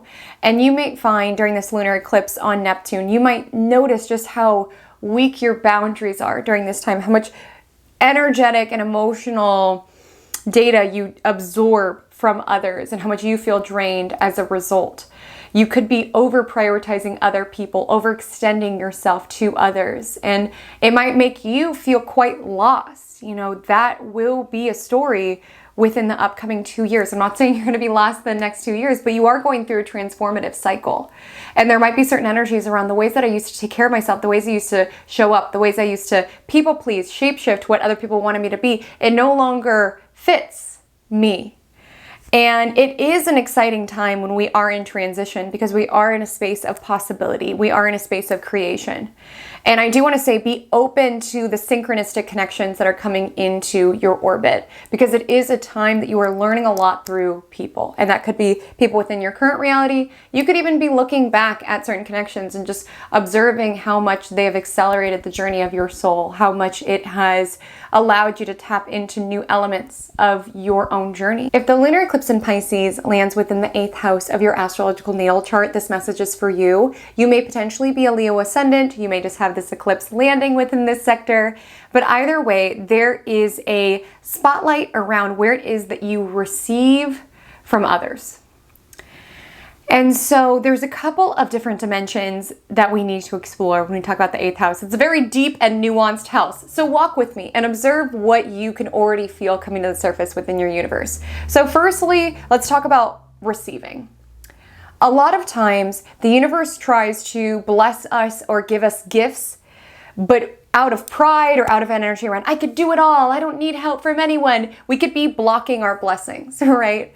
And there could be an energy around divine support that arrives to you that you're being asked to receive. You know, this is a time to be open to miracles, be open to miracles and magic. You could receive random money in the mail. You could receive people doing favors for you. Like, it could be a time of receiving. And when you've exhausted your mental channels around trying to figure out a problem and you give it over to God, it feels like that's when a solution comes in. So lean upon that. And if someone wants to give you a gift, if someone wants to help you with something, allow them. Right? Allow them to do just that. Let go of any sort of hyperdependence. I need to be able to rely on myself. Listen, you're an independent person. We love that about you. But this is a time that you could be really receiving from others or allowing yourself to receive more deeply from others. Now, for those of you who are married, there might be a certain spotlight on your shared finances, and potentially there could be certain information that comes to the surface that has been kept from you. So you might find your partner has a hidden account. It's like, babe, where was this? Or they're spending money on something that you didn't realize.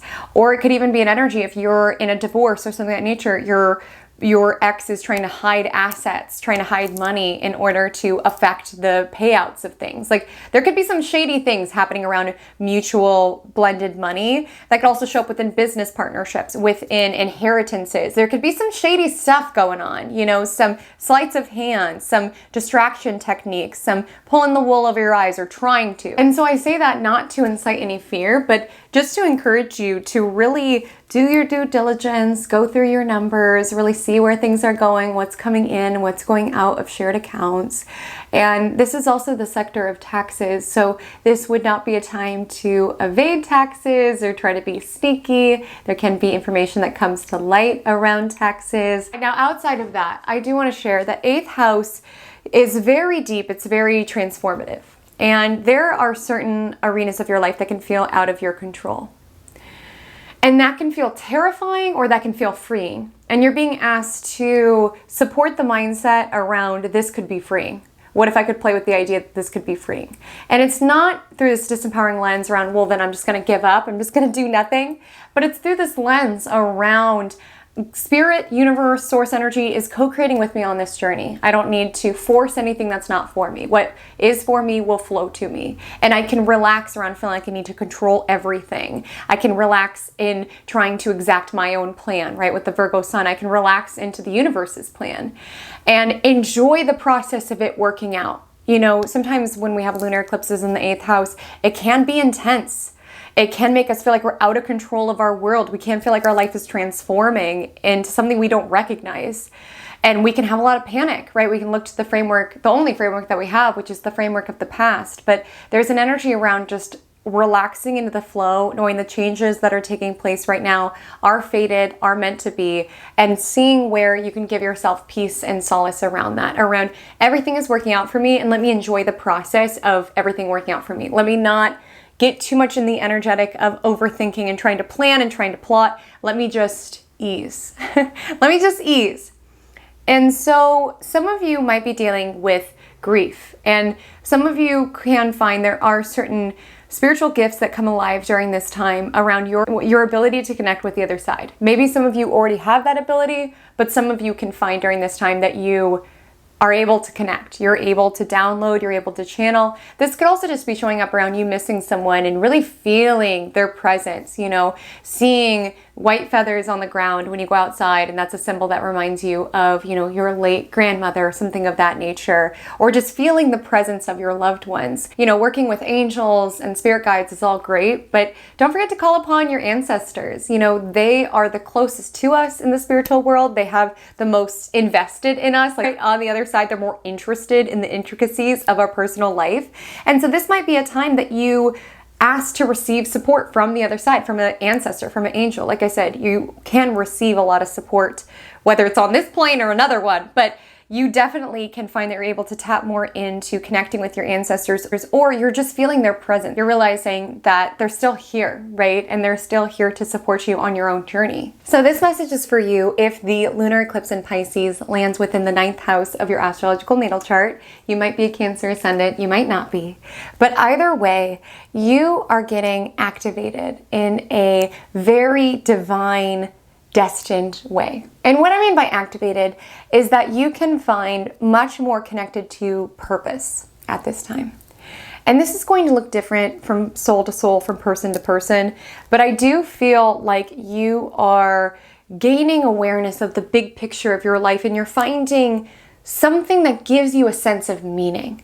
You know, I always think of the 9th house as a map, because it's the house of travel, and we'll talk about that if you do have travel plans or aspirations. But it's this map, right? The big picture. And it just feels like some of you are getting this assignment from universe, from source energy around where you want to go. And it could be around where you want to go or what gives you a sense of meaning. You don't even need to know where on the map exactly that you're going, but even just having this energy of possibility. It's like 9th house is very big picture energy, viewing your world through the lens of possibility and where you could adventure and what you can learn and who you can be as you adventure and grow and explore. And so for some of you, it's going to differ person to person, but I just feel like a lot of you are going to really have a sense of faith renewed in your journey. You can find a sense of faith renewed in your spirituality. You can have a faith renewed in religion, in spirituality, in God. This is definitely a time in which you could be like this with the angelic realm or with the other side. You know, go full woo-woo is all I'm saying. Like, you can be more in touch with your intuition. You could just be more in the seeking energy around wanting to find answers and wanting to contemplate the big picture of your life and what gives you a sense of meaning and where things are going and what excites you and what adventures you want to take on. And for some, this could show up in academia. Maybe you're getting like this divine download around, I need to go back to school, I want to get my master's. Maybe some of you are getting this divine download or a channeled book that you want to write. This is the sector of publishing. So some of you can be inspired during this time around wanting to publish a book. And you might find that it really comes through you more so than from you. Now, I know that a lot of you have amazing writing ability. You've got most likely Virgo in the 3rd house. So it's not me disparaging your written word ability. It's more so just saying, like, there could be a message that the universe wants to get out using you as a conduit. And you could be getting that message out, whether it's via a book, via publishing. Some of you could be stepping up as a spiritual teacher of some sort. Some of you could be stepping into a more nomadic lifestyle, potentially one that makes you feel more connected to your soul, one that makes you feel more sacred. Some of you could be studying quite deeply this sector of academia, so some of you could be going to school. You've got Saturn here as well, so you're being very disciplined, you're being very diligent. And there's this blend around wanting to honor the practices that you are happening upon and committing to, but also with the energy of Neptune, being able to blend intuition into it, or to at least feel this sensation of spiritual purpose, spiritual calling. Like, you're definitely being asked to exert mastery with Saturn also being here, but with Neptune energy, you're really hearing the call and answering the call. And ninth house can get a little vague because it's not to say that everybody necessarily needs to be a spiritual teacher or go live nomadically. But what I will say is you should experience this lunar eclipse feeling more inspired around wanting to adventure, wanting to bloom into a new chapter of your life, wanting to find a sense of meaning, wanting to connect to your soul. Honestly, ninth house is religion, spirituality. You could be really wanting to dive into some sort of spiritual modality. You could find that your spiritual gifts accelerate during this time quite a bit, honestly. And like I was saying at the beginning, which I hope you watched, by the way, not too late to go back and make sure you watch that part. It gives so much nuance on the eclipses. I was saying at the beginning that the divine can give you a gift, but it's your job to excavate it. And I see that with both Saturn and Neptune, most likely both transiting your ninth house, in that you're being asked to be diligent around learning a new modality, astrology, human design, something in nature, the energy of Saturn. But with the energy of Neptune, it's helping you unearth this natural calling or this natural talent, potentially, within your life. And you don't need to share it if you don't want to. It could just be seeking or asking questions for yourself, for your own soul. But this is a time to really take a step back, review the map of your life, get excited by the possibilities, and really follow your arrow around what gives your life a sense of meaning and where you feel like the divine is calling upon you. If the Pisces lunar eclipse in September 2024 is activating your 10th house, this message is for you. You may potentially be a Gemini ascendant, but not everybody necessarily who is listening to this reading will be a Gemini ascendant. But everyone listening to this reading will have some epiphanies around career, public persona, and reputation. So let's get into it. Firstly, it's important to note that this lunation aligns with the North Node, which does signal gain. So you can find you're stepping into a cycle of being launched into the spotlight, of being seen. You could experience gain in terms of your leadership, in terms of your reputation. But this is a very visible house. And so if there has been certain deceit or things that you try to brush under the rug, I need to be forthright with you and say that that can come to the surface during this eclipse. So that's only one manifestation. I don't want you to have any fear about it, but you are stepping into a period in which you can experience a lot more visibility, popularity, growth opportunities around work. And it's just important that you do your due diligence, with Saturn also in this sector, to ensure that you're ready for it, to ensure that you've built a solid foundation, that you can handle the extra pressure, the extra eyeballs that may be on you. You may experience a certain degree of disillusionment. There can be an energy around where is it you've kept yourself in delusion around career, around it'll get better, or my boss does value me. And there might be an energy around taking rose-colored glasses off and seeing your business, your company, your boss for what it is, seeing your career path for what it is. And this could be kind of that fall from grace around where it is that you've idealized this sector of your life. It also could bring contemplations around where you have lacked boundaries around career. You've blurred the boundaries around where your public life ends and your private life begins. Like you can find your work-life balance has been very hazy. It's been very confusing. You've been taking on more. Maybe even you've been trying to shapeshift and be perfect for a certain boss. You could feel like a boss or authority figure has the wrong idea about you. You could be trying to shapeshift yourself into being the perfect person for your boss. And when it comes to this eclipse, you can have this come to Jesus moment where you realize no matter how much I shapeshift, no matter how many extra hours I take on, no matter how many times I reply to your emails on the weekend, it's never going to be enough for you. Because that's the thing around when we allow people to erode our boundaries, is that it's rarely met around, oh, thank you, it's just this one time. Okay, that's your boundary, got it. Okay, you just had to erode it this one time. No, you're setting a standard for how you expect to be treated. And it's not that this house is necessarily about people, but I just feel like that could come up around authority figures or bosses, around having to deal with where your boundaries have been eroded or you've overextended yourself.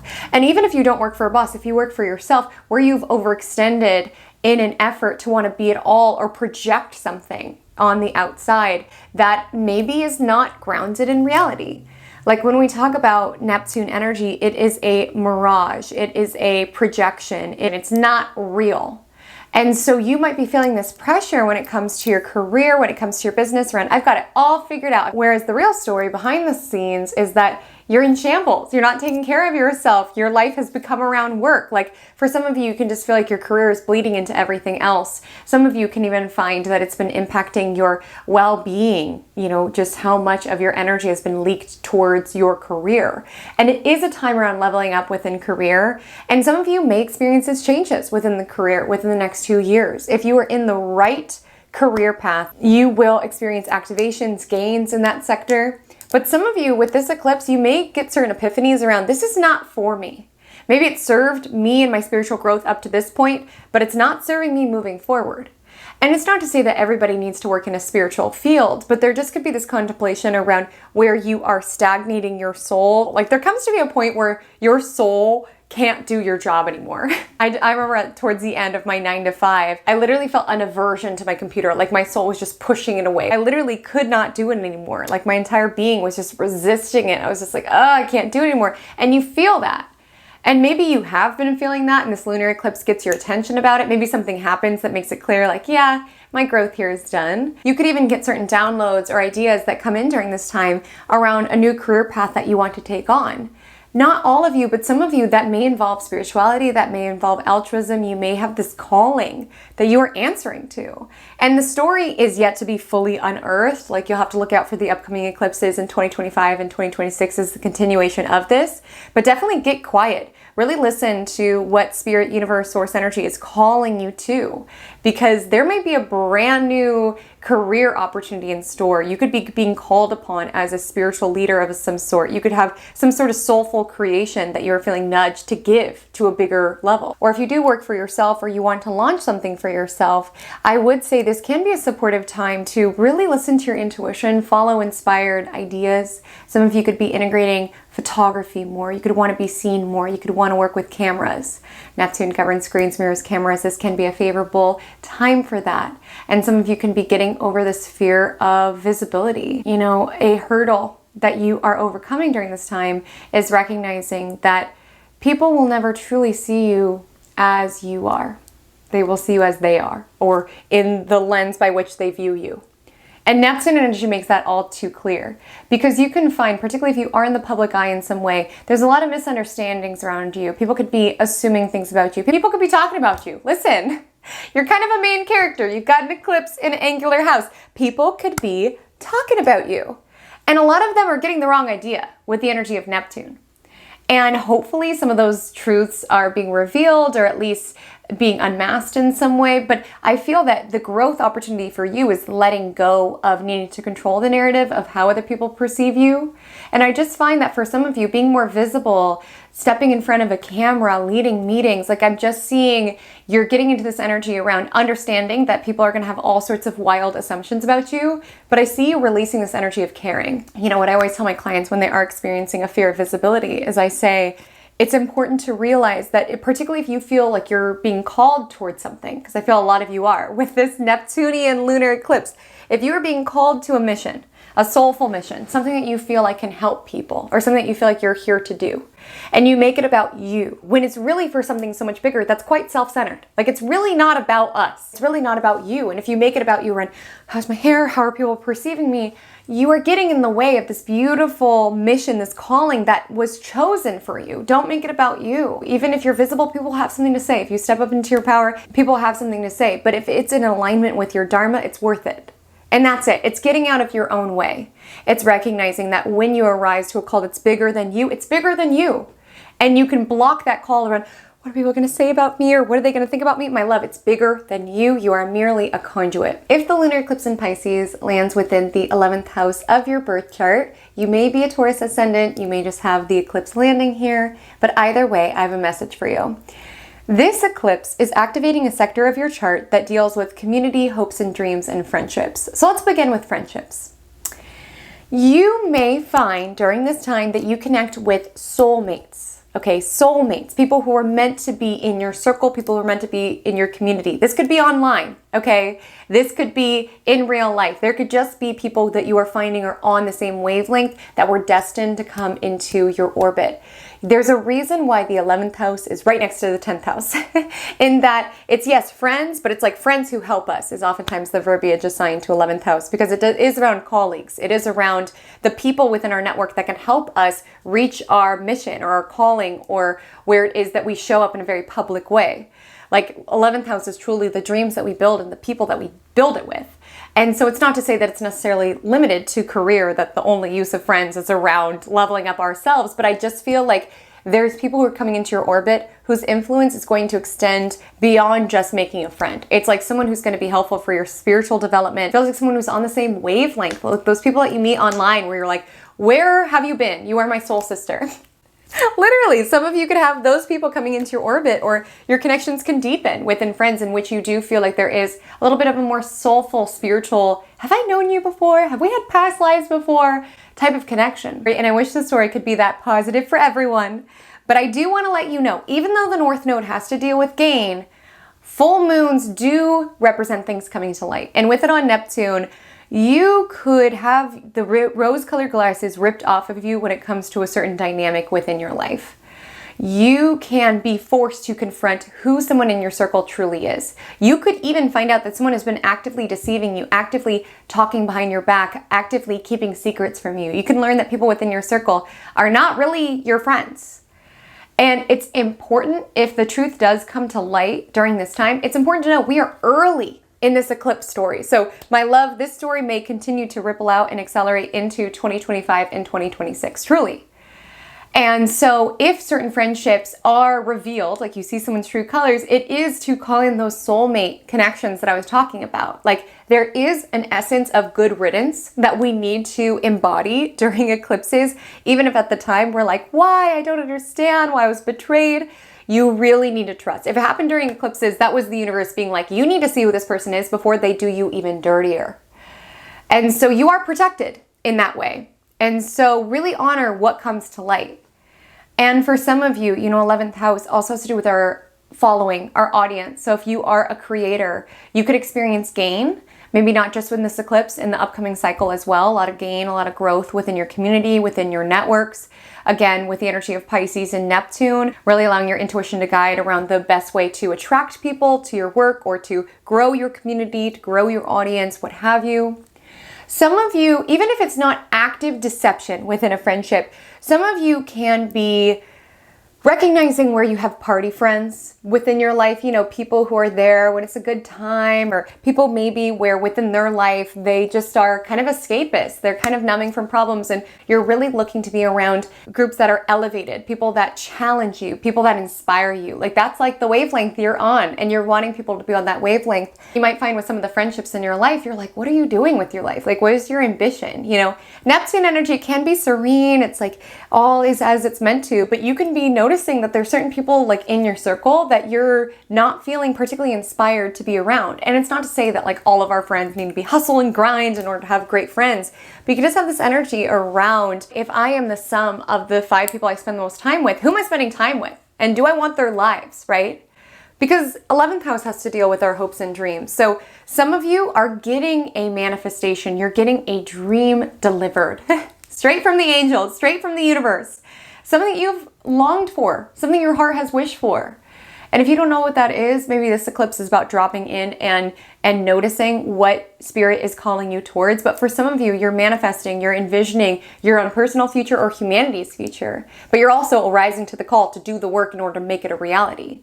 But I will say some of you are really getting a dream coming to life during this time. Now, for some of you, there could have been something that you thought that you wanted. You deluded yourself into thinking that you wanted. And maybe during this lunar eclipse, you realize, this isn't really what I wanted. This vision, this dream, it's not really what I wanted. And it's okay to change your mind. I want to let you know that. Sometimes we need more information. With Neptune energy, it really is a lack of information. It paints things out to be something. And sometimes we get in and we're like, not so much. So maybe that's the vibe that you're experiencing around this eclipse, is like a disillusionment around, I thought I wanted this vision for my future, but now that I dig a little deeper, not necessarily. I just had rose-colored glasses and I was just going through something, so it was just nice to romanticize this particular path, but it doesn't feel true to me. And that's okay. But I do feel that it will be a very ambitious time that you're stepping into. You're wanting to network, you're wanting to connect, you're wanting to make your dreams a reality. And for a lot of you, that's exactly what you're going to do. Last but most certainly not least, if this lunar eclipse lands within the 12th house of your birth chart, this message is for you. You may be an Aries ascendant, you may just have this lunar eclipse landing within the 12th house, but either way, this eclipse is bringing to the surface a story around self-sabotage, self-undoing, solitude, spirituality. Let's get into it because the 12th house goes deep. First, I want to let you know that a lot of you are Aries ascendants, which means a lot of you are coming out of a very major growth cycle. You could have had a lot of dramatic endings and beginnings play out within the last really like year and a half or so. And that story is slowly concluding. We do have a Libra solar eclipse on the south node. I will, of course, do a video on that as well. So we're not completely out of the woods. We still do have the nodes in Aries and Libra. However, you are getting this foreshadow or the spotlight around, however you're getting a foreshadow and spotlight around the new story that's beginning. That is a little bit less intense as the old story that is concluding. And so for you, you can find during this time that you are really having to get clear around your escapist tendencies. This could really put a spotlight to the ways that you self-sabotage, like the ways that you are your own worst enemy, like self-undoing truly is the arena of the 12th house. And with Neptune co-present here, there's almost an energy around, you could have been doing the self-undoing around escapism, substances, even keeping yourself in fantasy, refusing to face things, living in a dream, not being grounded in reality. All of these things may come to light. And you've already been doing this work because Saturn's here, but there just can be an energy around needing to get very clear with yourself around where is it you're being your own worst enemy by partaking in habits that are leading to more misery or numbing or escaping from your world rather than being a participant in it.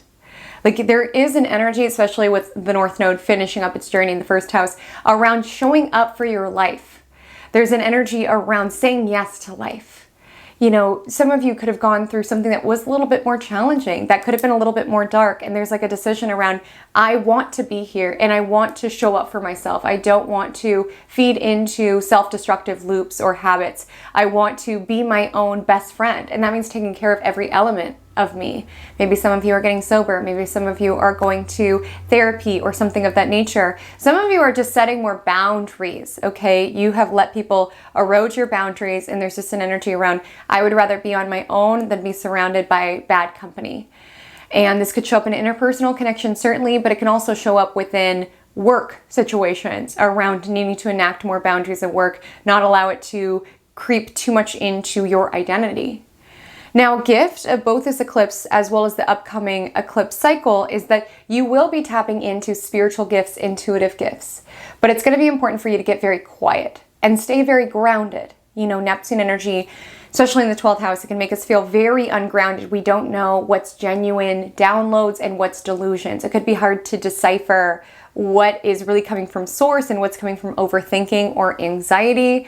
And this would be a time to really exercise discernment, especially with Saturn there. But it's important to get quiet, you know, have the spiritual practices that still allow you to remain grounded. And so some of you may feel more inclined to want to spend time alone. You know, you are prioritizing yourself. You've been asked to choose yourself, choose life, choose showing up for yourself. Let go of any people-pleasing behaviors that could have leaked into your experience. And it's making yourself a priority enough that you're willing to disappoint people.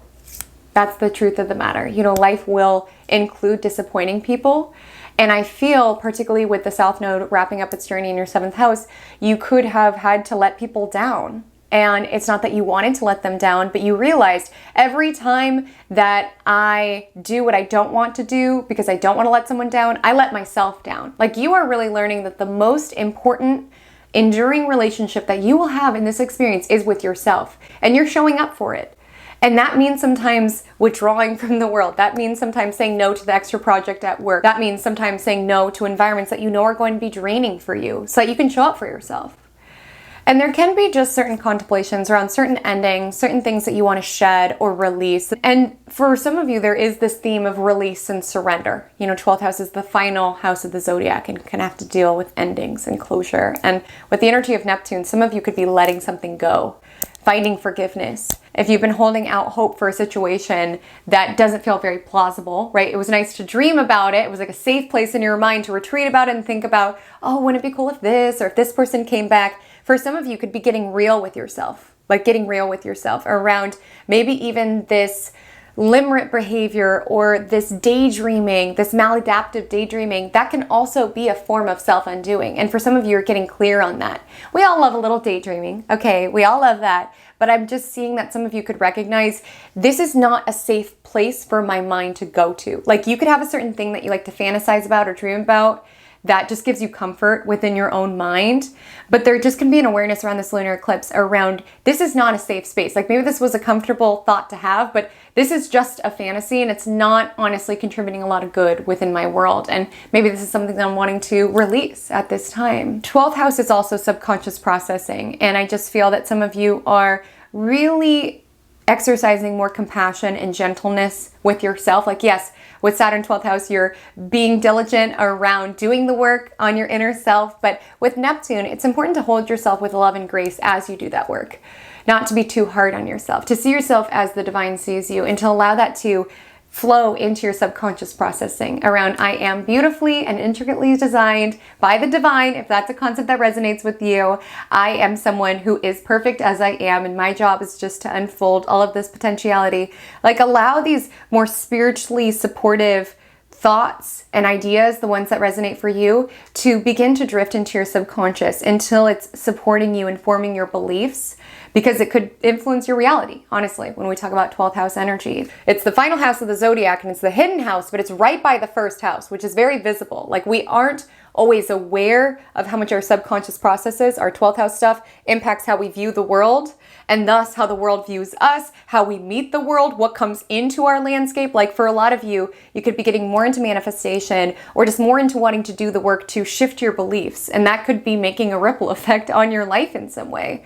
Of course, a lot of you will get more into spirituality. You can have new spiritual gifts, new psychic gifts. Your dreams can be fascinating during this time. Definitely write down your dreams around this lunar eclipse on the 17th, the 18th, or really around that window. Your spiritual support team could really be speaking to you through your dreams, or really through any sort of modality. Some of you could really be sharpening into some skill here. You know, Saturn's here, so it's asking for diligence and really working and honing our craft. Neptune indicates that you are a channel, you are able to connect with the divine, but you may need to work towards it with also Saturn here. So my loves, this is the first of 2 eclipse season videos that will be live here on the channel. Look out for the Libra solar eclipse all signs forecast. It'll be live on my channel on September 20th. Get caught up in what story is wrapping up within the Libra territory of your chart. It's going to be a fascinating one. I so appreciate you trusting me to be the conduit for the messages that came through, for what's coming alive within your birth chart. If you do resonate with me, my style, I would so appreciate a subscription. I do all signs forecasts for major transits. I also do a weekly horoscope series called Magic Monday, where I guide you through the week's astrology from a co-creative lens so that you feel empowered to really lean into these cosmic cycles in order to make your life the most magical it can be. If you're craving more one-on-one or even group learning opportunities, check out Self-Care Astrology. Reminder that this code will save you 33% off if you are feeling this call to join. But until we meet again, my loves, drink lots of water and stay calm.